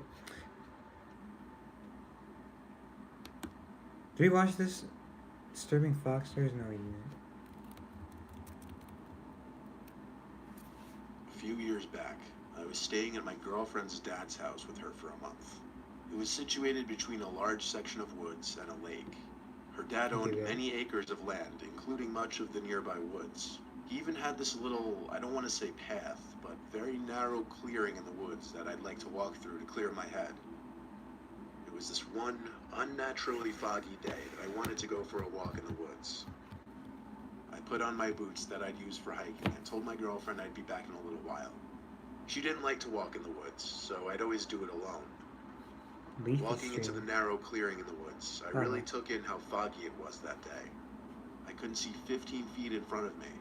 I hadn't seen it like that in years. In fact, I haven't seen it that foggy since. But as long as I'd stay in the clearing, I'd be able to find my way back. Walking through the clearing, I thought I could hear my footsteps being mirrored, as if synchronized with someone else's steps. So I stopped and listened. This was private property. Nobody should be here except for me. So I calmly called, "Hello?" When I didn't hear any calls back or footsteps, I felt it was safe to continue walking. Oh, The woods Daily had a does very it, eerie and vibe with that thick guy, the clouds thing, of fog XQC floating through the watches. trees. Crunches on the floor of the woods from my boots, and the sounds of evening crickets was just about all I heard. Calming vibe. Then I heard it. A moaning-like breathing noise. Like an old man moaning moaning noise? in discomfort. This time I knew I wasn't alone. It sounded like someone was hurt. I walked towards the noise, concerned, once more calling out, "Hello?" I stopped when I sharpened my senses a little and noticed the figure of a person standing just far enough away in the fog in front of me where I could see their presence there, but that's just about it. Just a really tall figure in the fog. That was the person making the moaning sounds. I crept Bro, a is this little guy like a closer, best-selling asking if the author or person needed something? assistance, but I Guy didn't wrote a exactly whole get a essay better view. to like roast you. So I walked a little closer, and still, it didn't feel like I was getting any closer to the person. I yelled this time, and the moaning stopped. I took 2 more big steps this time towards the figure, and that's when I realized that no matter how much I walked forward, this person, this figure, didn't seem to get any closer. I turned around and started walking back through the clearing in the direction of my girlfriend's dad's house. I looked over my shoulder about 5 seconds later and swallowed my gum, seeing that the figure now behind was still the exact same distance it had been this entire time. I started running, heart racing, running short on breath rather quickly.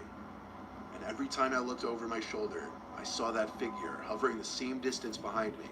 And I use the word hovering now because I eventually picked up on the fact that I couldn't see the outline of the lower part of the figure's legs. Bro, what's It even just going looked on like in the this channel floating now? apparition in the fog. I eventually made it out of the woods back to the yard of the house. I took one last look at the tree line while it was still in sight through the fog. And I saw the person I'll be figure back. out. I'll be back. We're back in like 2 minutes or so.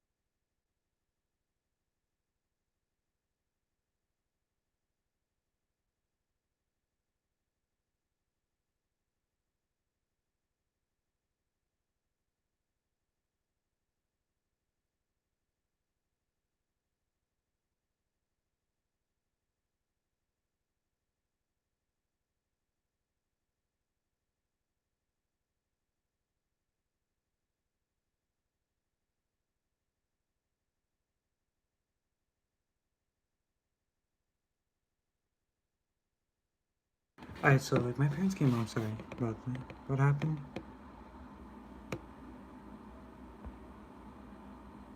Wait, what's happening? I'm just checking the show right now.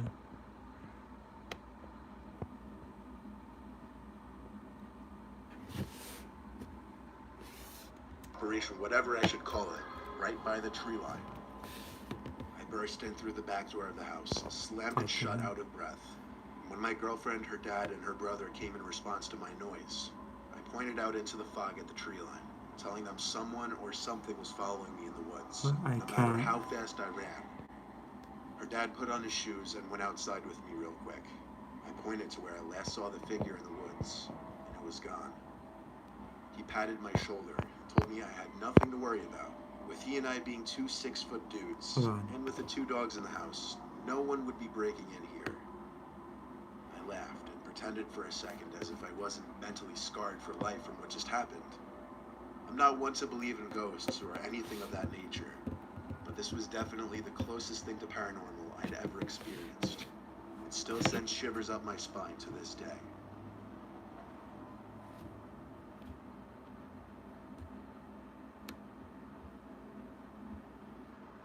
While in the process of moving from my parents' place in Staten Island to Manhattan, I was using a lot of apps like Craigslist and Letgo. Didn't we just watch this? Hold on.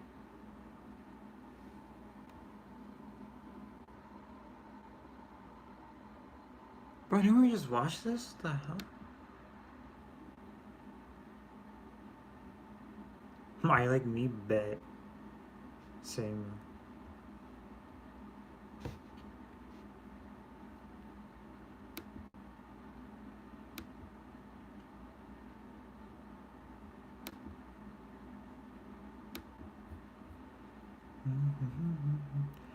Creepy secret rooms found in houses. What is this? Oh my god, that's so loud. Valorant.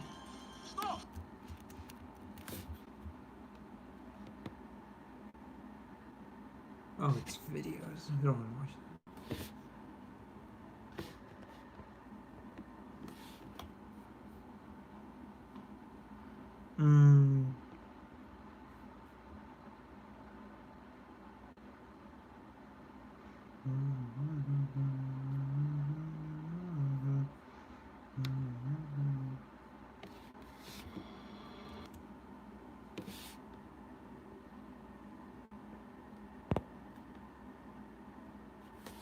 What is going on? I don't even know what to say in the chat, bro.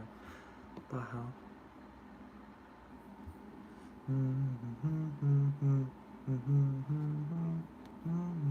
Creepy doorbell.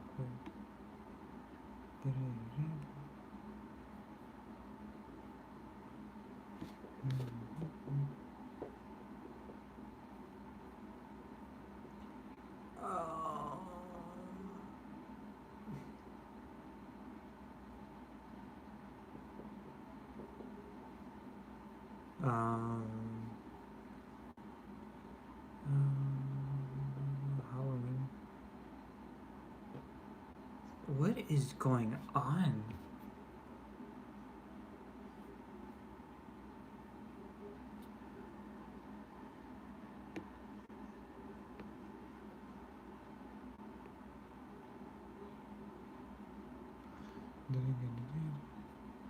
Halloween horror stories?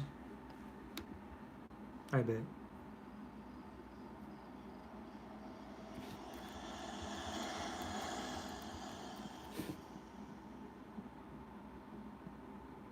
My group of friends and I went to a local county haunted house attraction. It was by the edge of town. It opened every October This of every guy. year. It sat right by the woods appropriately and had 3 attractions: the main haunted house, a corn maze, and a haunted trail through the woods. I guess I'll name my friends now: Rod, James, and Bud. That's not his real name, that's just his nickname. We started with the haunted house, which was decently high quality and had a few good scares. Then we made our way to the corn maze. It started out kind of slow, just a lot of turns through the corn we'd have to make. But then the Corn scary maze, antics alright. began. A guy dressed as a freaky scarecrow man emerged from the corn and screamed at us, causing us to scream as well. He started to chase after us and we ran. I was in the back, of course, and the Scarecrow was right behind me.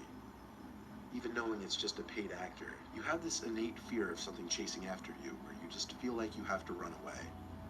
Yeah, I always feel like some Somehow, like through the dude thrill with of a running knife away is through gonna the come corn, out behind I like the lost all of corn my or whatever. friends. It seemed like all of us ran in different directions. I lost the Scarecrow man, though, and got back to the trail between the crops. Right. This is This where is the my nightmare school began. laptop, okay? I Calm called down. and yelled and screamed for my friends as I made wrong turn after wrong turn. They never called back. In fact, it seemed there were no other visitors in sight. I had to finish the maze by myself. What choice did I have? I walked and walked for what felt like 20 minutes, and I heard bustling in the corn in front of me. I slowed my pace and kind of tiptoed past the noise, but it was pointless. Something reached out from the corn and grabbed my wrist and squeezed it tight.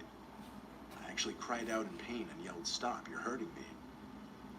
I was actually in shock how hard this paid actor was squeezing my wrist. Then he tried pulling me Bro, into we're the just crops. chilling. I didn't see who it was.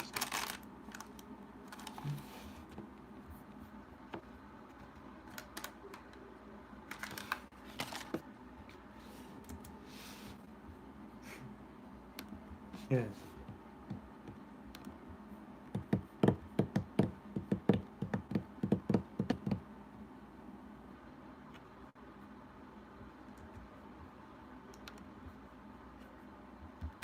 And freaking thing is not responding.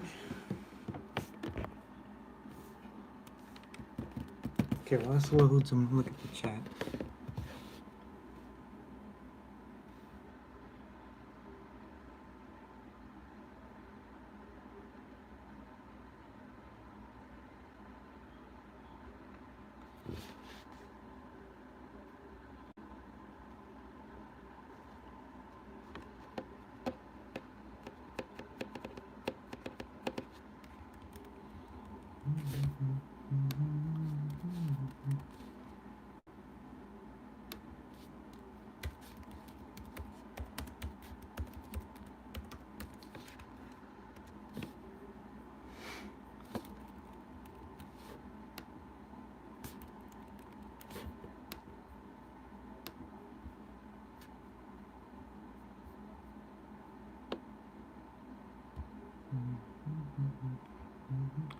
Bruh, this internet, dude.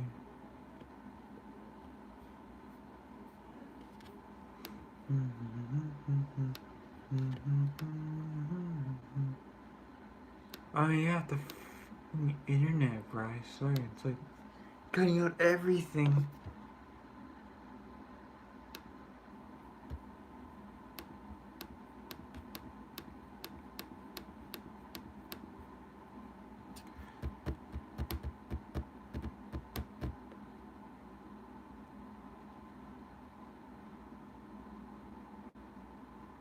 Oh, bro, what are these comments?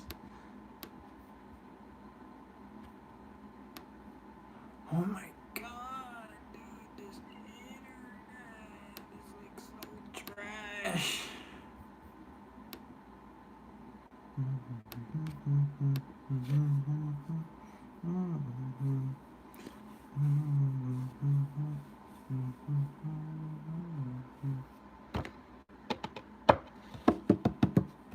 True Vegas story is bad. Hold on, I gotta close the laptop really quick and restart it.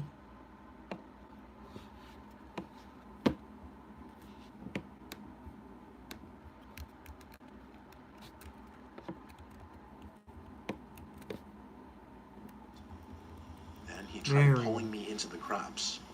I didn't see who it was. Oh my.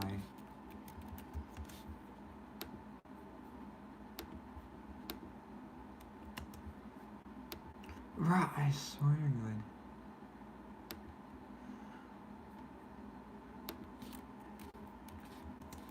Me into the crops. I didn't see who it was. I just saw his hand and arm, covered by a black coat sleeve and black glove. Here we go.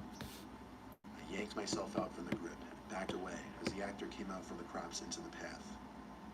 He was wearing a heavy winter coat, black jeans, and a blank black face mask. I didn't know what the costume was supposed to be, but I literally yelled, "Go fuck yourself, you actually heard me." He started running at me, and naturally, I turned and ran as fast as I could through the corn to lose him. I yelled back, "I'm reporting you." I quickly lost him. After 5 minutes of running straight through the corn as opposed to following the maze of trails, I came to the edge of the maze and went to find an employee. I reported the actor to the employee, saying he used way too much force to the point that my wrist actually hurt. The employee said he wasn't sure who was wearing the specific costume I described, but that he'd look into it. I thanked him, and then I looked at my phone. I had a missed call from James. I called him back to ask where the three of them were. He said they tried finding me, then they gave up and went to the haunted trail in the woods. I said I'd meet them and hung up. I Nature's walked over kind to the start of the trail, where they had the Halloween ambiance blasting through a bunch of speakers placed throughout. I stepped into the woods, feeling like I was the only one around besides my friends. I tried playing catch-up to my friends, but I stopped in my tracks after spotting him again, blocking the path. It was the guy in the coat and black mask. He didn't even give me time to react or say something. Right away, he started legit charging full speed at me. I turned right and ran into the woods, expecting to lose him easier. This time I called back, "I'm calling the police." I wasn't actually, but I thought that might get this guy to just leave me alone. I ran deeper into the woods until I didn't hear him chasing me anymore. Then I sat down on the root of a tree to catch my breath. I had time to think, and one of my thoughts was, did that guy really follow me from the corn maze to here? But Then I heard footsteps approaching. And of course, at that exact moment, my iPhone started ringing. I silenced my phone, but now the footsteps had stopped. I pushed myself up off the root quietly and leaned to the side to get a view past the tree. It looked clear. I started to run back towards the path of the attraction, and immediately spotted him to my right. I said to myself, fuck it. I stopped and told him I'm suing the place because of him. But he didn't stop running at me. He got to me and pushed me to the floor. I didn't expect it. I was once again in shock. I got back up as fast as I could before he could get on top of me and booked it. bruh. He chased me. When I got back to the path towards the entrance of the attraction, he stopped and turned around. I went straight to the little front office shack and asked for a manager. Some older guy greeted me, and I told him about the guy who was chasing me and attacking me. The man said they didn't have any actors wearing that specific attire, so he called the police, and eventually I got my friends to meet me where I was. Bruh, I don't understand why people I wander stayed by to describe themselves. the happening to the police when they showed up. I didn't have any marks to show them, but they still took a report, and the place was closed for the night. We all went home after that. I haven't been to any haunted attractions ever since.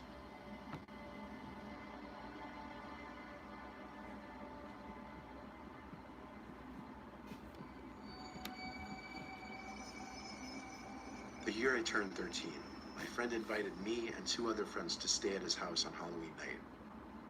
He had a fairly large house outside of our town, and it was the perfect place to go trick-or-treating. We decided it would be cool to go now to get sweets for a movie. So fast forward, we were near the end of our trick-or-treating, and at one house, a woman answered the door. You guys She still was there? tall and skinny with shoulder-length hair. Her house was disgusting. We could smell the odor of cigarettes from inside. She was quick to tell us that there were no more sweets Okay, left. babe. However, she could go try to find something for us. After a couple minutes of waiting, she comes back with an old brown paper bag with old-looking candy inside. We kindly deny the bag and tell her we're getting picked up, so we better go. The tree She left. grabs one of my friends and says, "No, please." But my friend pulls away from her, then she quickly shuts the door. We knocked on a few more houses before hearing something going on near the parking lot of the housing complex. Someone exclaims, "They took my child, they took her, they took her." It was her, that woman. My faggot.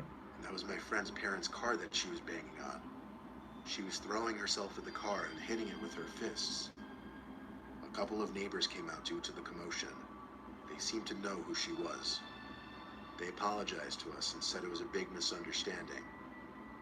We quickly got into the car, and my friend's mom started driving us out. But we don't get far before the woman jumps in front of the car, claiming one of us was her child. The neighbors once again pulled her away. It was later that night, however, when things truly began. We stayed up late like any teenagers do at sleepovers, and we watched some scary movies. Out of nowhere, the light turned on in the hall. We could see it under the closed door of the bedroom. We assumed it was my friend's parents who were about to come in to tell us to get some sleep. However, no one came in. I decided to have a peep out the door. Nothing at all. My friends joined me to see why the lights suddenly turned on. Out of nowhere, my friend says it's her. Through a large window facing the backyard, we Yeah. see that woman standing there, looking in. However, the second she saw us stare at her, she ran away. Disturbed by Yeah, it's this, kind we of came back creepy. inside the bedroom and locked the door. We were obviously quite shaken up by this. Who is she? What does she want? We sat around for an hour, nervous, on high alert. However, we eventually did somehow manage to fall asleep. That morning, my friend's mom told us the situation at the housing complex shook her up so much that she thought she had seen that woman standing over her bed in the middle of the night. My friends and I never even told her we saw that woman at the house that night, which led us to wonder, what if, just maybe what if, that woman actually was inside the house that night?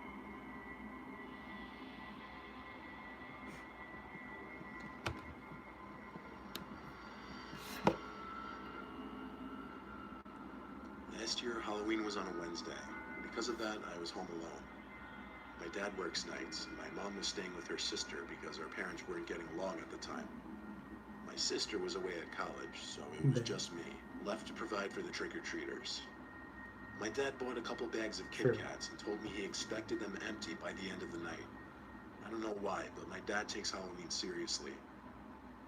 I didn't get home from classes until around 6, so it was already dark and the kids were out in droves. The second I dropped my bag on the couch, the bell rang, and that went on for some hours.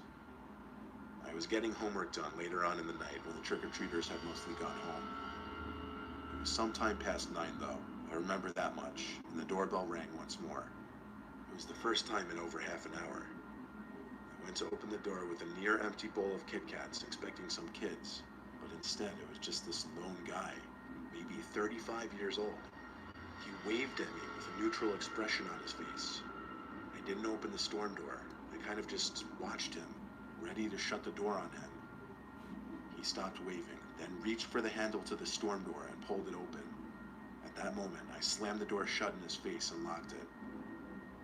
I texted my family group chat that some old guy just tried opening the door. My dad joked that if he does it again, go outside and teach him a lesson.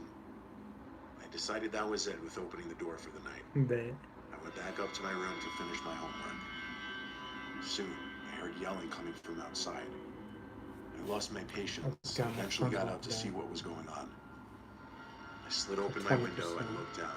There was that man again down below, looking up at my window, shouting at me. He was mainly yelling that he needed help finding his son. I didn't believe him for a second. I texted my family again. My dad just said, ignore it, he'll go away. I left my room and shut off the light so that he'd go away. Then I went to the basement, which had no windows.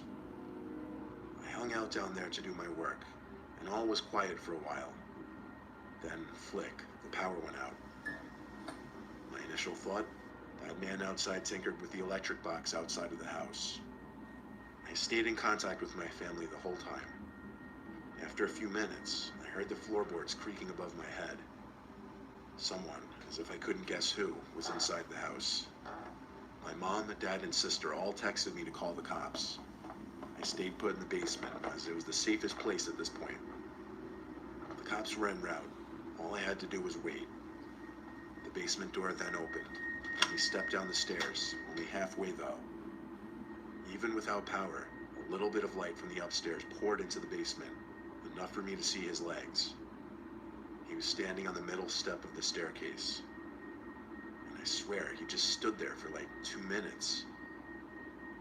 I heard him mumbling stuff. I won't even pretend I could understand any of it. After the longest, most painfully uncomfortable moment of my life, the man said into the basement, I can see you. The whole time, his legs were actually facing me. Was he actually looking at me that whole time? Still, I didn't move, nor did he. He continued to stand there, until there was a bang at the front door. Then he walked up the stairs, shut the door, and I heard creaking above again. I waited 20 seconds before running upstairs to the front door. By that time, it seemed the man had left my house, because the cops couldn't find him, even with my help. Stupidly, I left the back door unlocked, so he simply let himself in. As for the power, he messed with the electric box outside, as I predicted.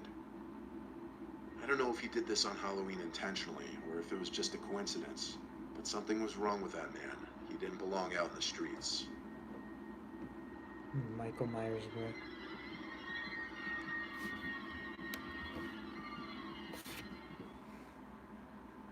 Halloween night. I don't know what year it was, but it was probably like 4 years ago, and it was a Saturday. I'll keep this short and to the point. My friend Tanner and I were set on doing something scary that night, and that ended up being a visit to the abandoned house way up the road from our campus. It was at the top of the hill, and some students referred to it as the Blair Witch House, simply because it sat all by itself on an enclosed property, and it had been abandoned for years. Hold So, on. come 10 o'clock.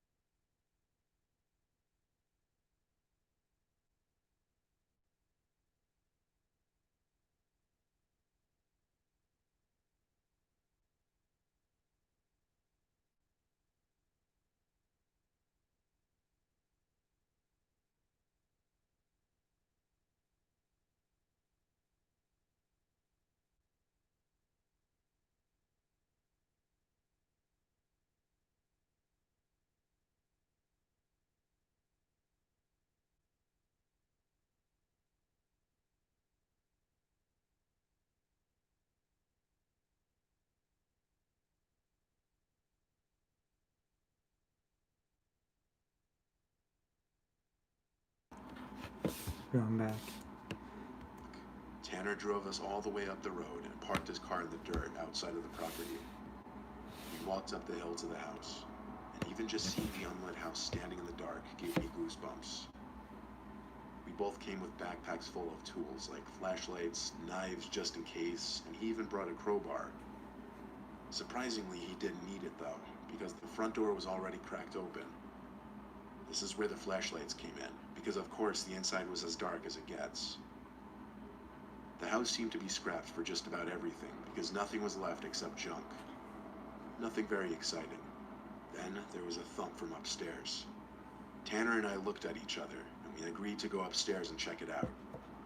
He led the way up the stairs, which were extremely rickety. We got to the top, and there was a small hall with 3 doors. We passed the first room, which was a tiny bedroom with an old collapsed bed frame still in there. There was a second door on the left. This one led to an empty bathroom. There was one more door, this one on the right of the hall. We stepped inside. This bedroom was definitely the master bedroom. There was a bed frame sitting in the center of the room still. There was once carpet on this wood floor, which had apparently been ripped away over the years. We stepped fully inside the room, looking for what could have made the thumping sound. Then, bang. The door to the room slammed shut, and there was suddenly a white flash that filled the room. Then another. It seemed like camera flashes. Tanner screamed and opened the door back up to flee the room. I did the same. Neither of us looked for whoever was in there with us. In the moment, we were way too scared.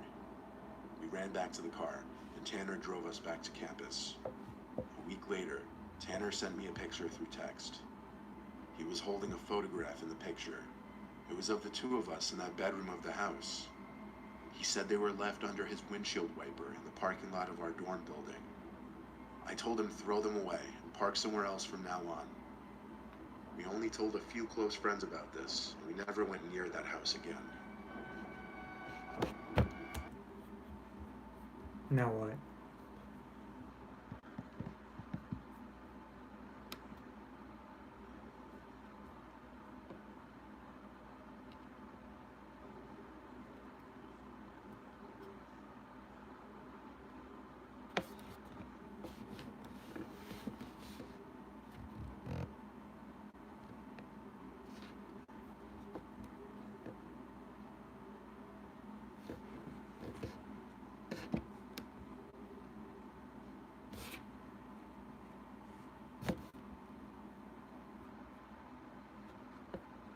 You're still there or what?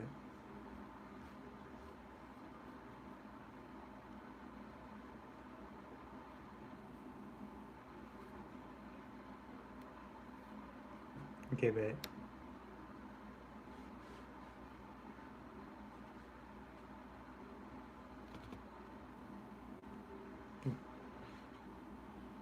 The gunner left.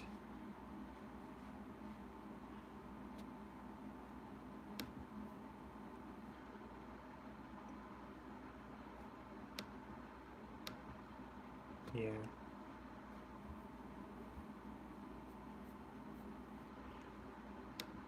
Um. Oh my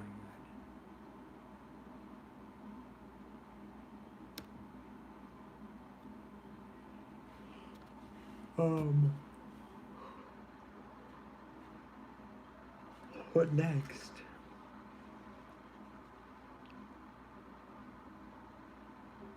Instagram stories. What the hell?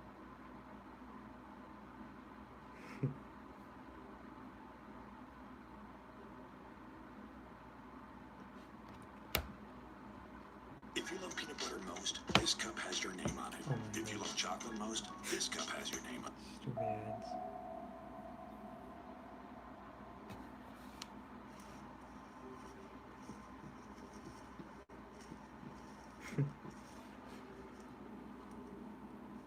One day like any other, I was sitting in my room doing whatever, when I got a notification from Instagram that I got a new follower. It seemed to be one of those random spam-like accounts. The username was Ty13053, and there were 5 pictures on the profile, all of different typical suburban houses. The profile had 2 followers, was following 3 people including me, and none of the pictures had any likes. Comments seemed to be disabled on all of the pictures. I didn't bother blocking or removing the account from my followers, as I had my profile set to public anyway at the time. A couple nights later, I got a notification that the random Ty13053 account liked my most recent picture.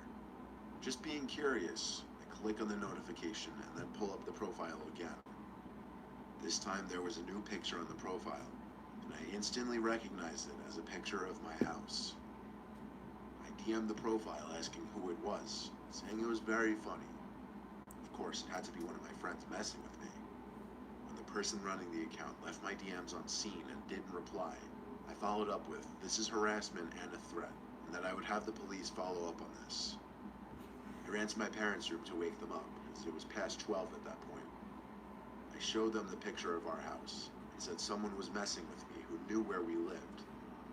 They tried to rationalize, and said the same thing I thought, that it was someone from my school messing with me. My dad and I both went outside regardless to have a look around the property and on the street.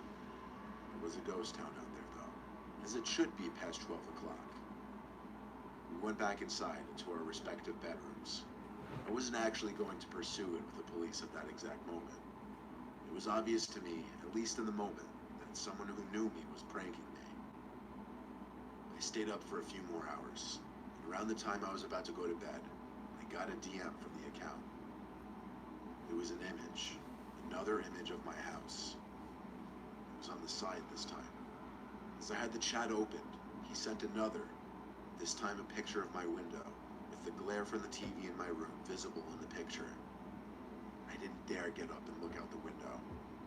Wouldn't you guess it, the next DM for the account was, look out your window. I turned off the TV to allow total darkness in the room. I didn't want to be seen by whoever was at my window. I quietly crawled off my bed onto the floor in the dark. As I was crawling on the carpet towards the door, the pounding on the window started. I don't want to say knocking, because these bangs on the glass sounded loud enough to shatter it. Inevitably, I turned, and of course, saw a person at the window. Facial features, though, impossible to make out. I got up and ran out of my room into my parents' room once again. I pulled my dad out of the bed and led him to my room. He heard the end of the bangs on my window, but by the time we got to my room, the guy at the window was gone. The banging was all my dad needed to believe me and take this seriously, though. We called the cops that second and talked to the officers who came. They said the good news was since the person was contacting me through Instagram, they could track the person after putting a legal request into Instagram.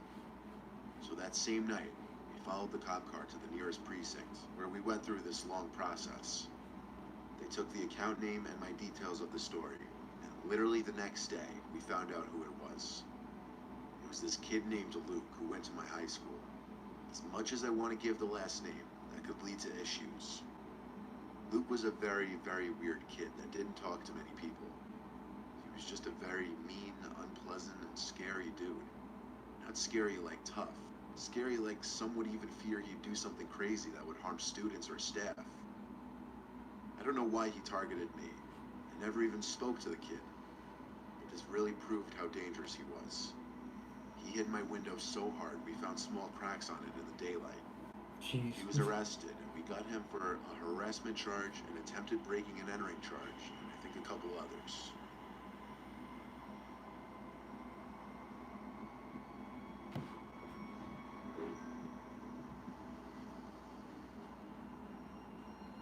One day in calculus class, my friend Joe and I were goofing off in the corner when someone on Instagram requested to follow me. It was some blonde girl named Tracy. I accepted her follow request and showed Joe, because based on her picture, she was pretty hot. Of course, I felt pretty good having what I assumed to be some random good-looking girl following me. I requested to follow her back, and then I put my phone down to take notes in class. It wasn't until I got home that I got a DM from the girl. I don't really want to relay our whole conversation. I'll just tell you it started with her calling me very attractive, asking some basic questions about me, etc. I told her to accept my follow request, but she said she didn't want her boyfriend to see any new followers because he checks that all the time. That's when it got exciting for me, having a girl show interest in me while she has a boyfriend. It might have been wrong of me, but I kept entertaining it. She said they kept fighting and she just needed a short break from hanging with him, that she wanted to hang out with someone else, to detox. I texted my friend Joe asking his advice. He said I should 100% go meet up with her. Just needed that justification from the buddy, of course. We made plans to meet up by the little Bayside beach in town at 11 p.m. The Bayside beach in town was the go-to spot for my friend group to hang out or just bring girls on little dates. I pulled up to the nearby parking lot around 10:50 and DM'd her that I was there 5 minutes later. She answered right away, saying, "Great, I left something in the sand for you." Odd. I said, "LOL, what?" She said, "Go 11 look." p.m. It was bizarre that we were still DMing on Instagram at this point, but I went along Why with they it. do it so late? I walked over to the little quiet beach. I saw something in the sand by the water. It was a little cardboard box. I went to open it, and it was a Polaroid picture of my car, parked in that little parking lot from just now. Spooky. What the hell?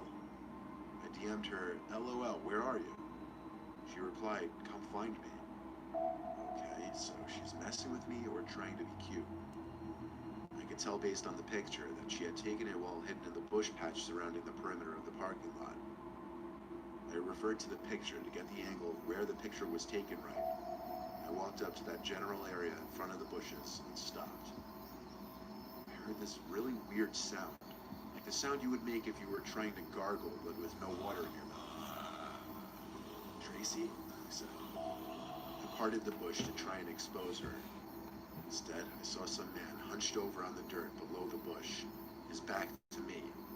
His head shot back at me so suddenly that I fell backwards on my palms, landing on the concrete. I ran to my car and drove out from there. I had to tell Joe and the rest of my friends what happened. And while they still used that beach as a hangout spot, I had to stop going there for a while for my own good.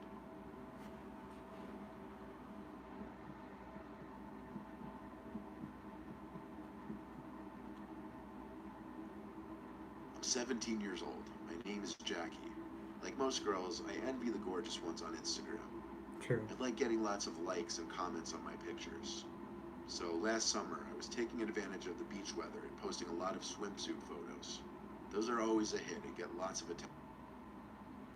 And the video cut out. Of course.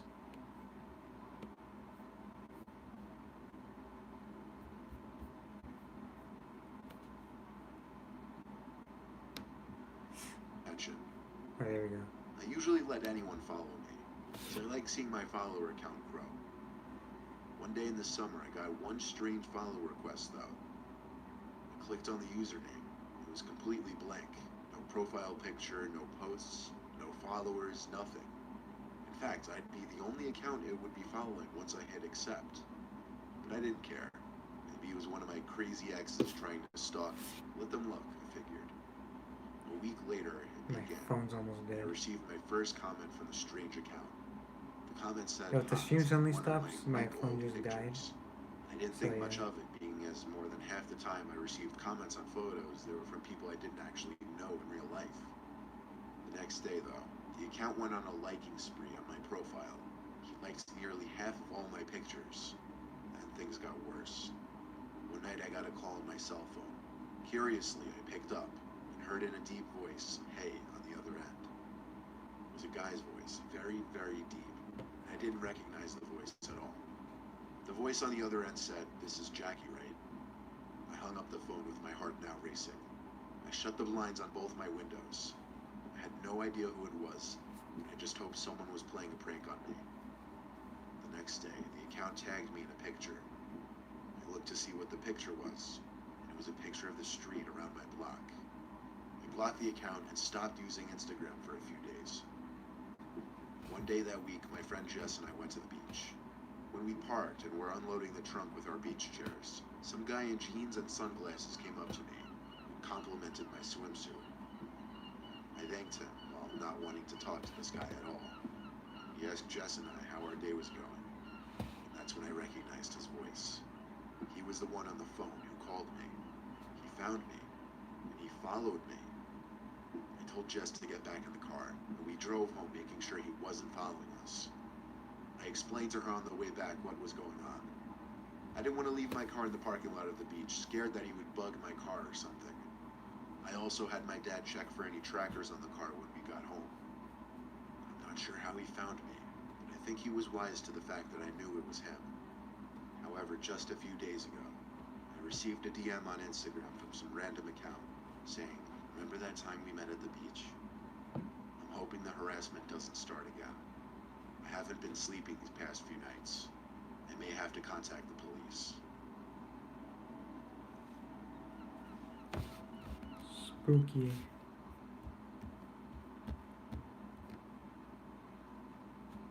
So I'm about to end the stream right now.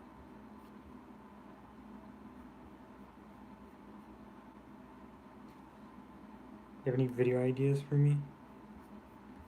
Whoever's still here.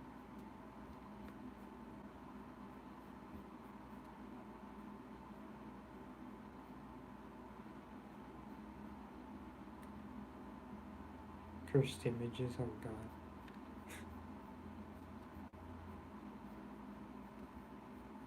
I bet. I don't know. So yeah. I'll end the stream. Bye. Good night.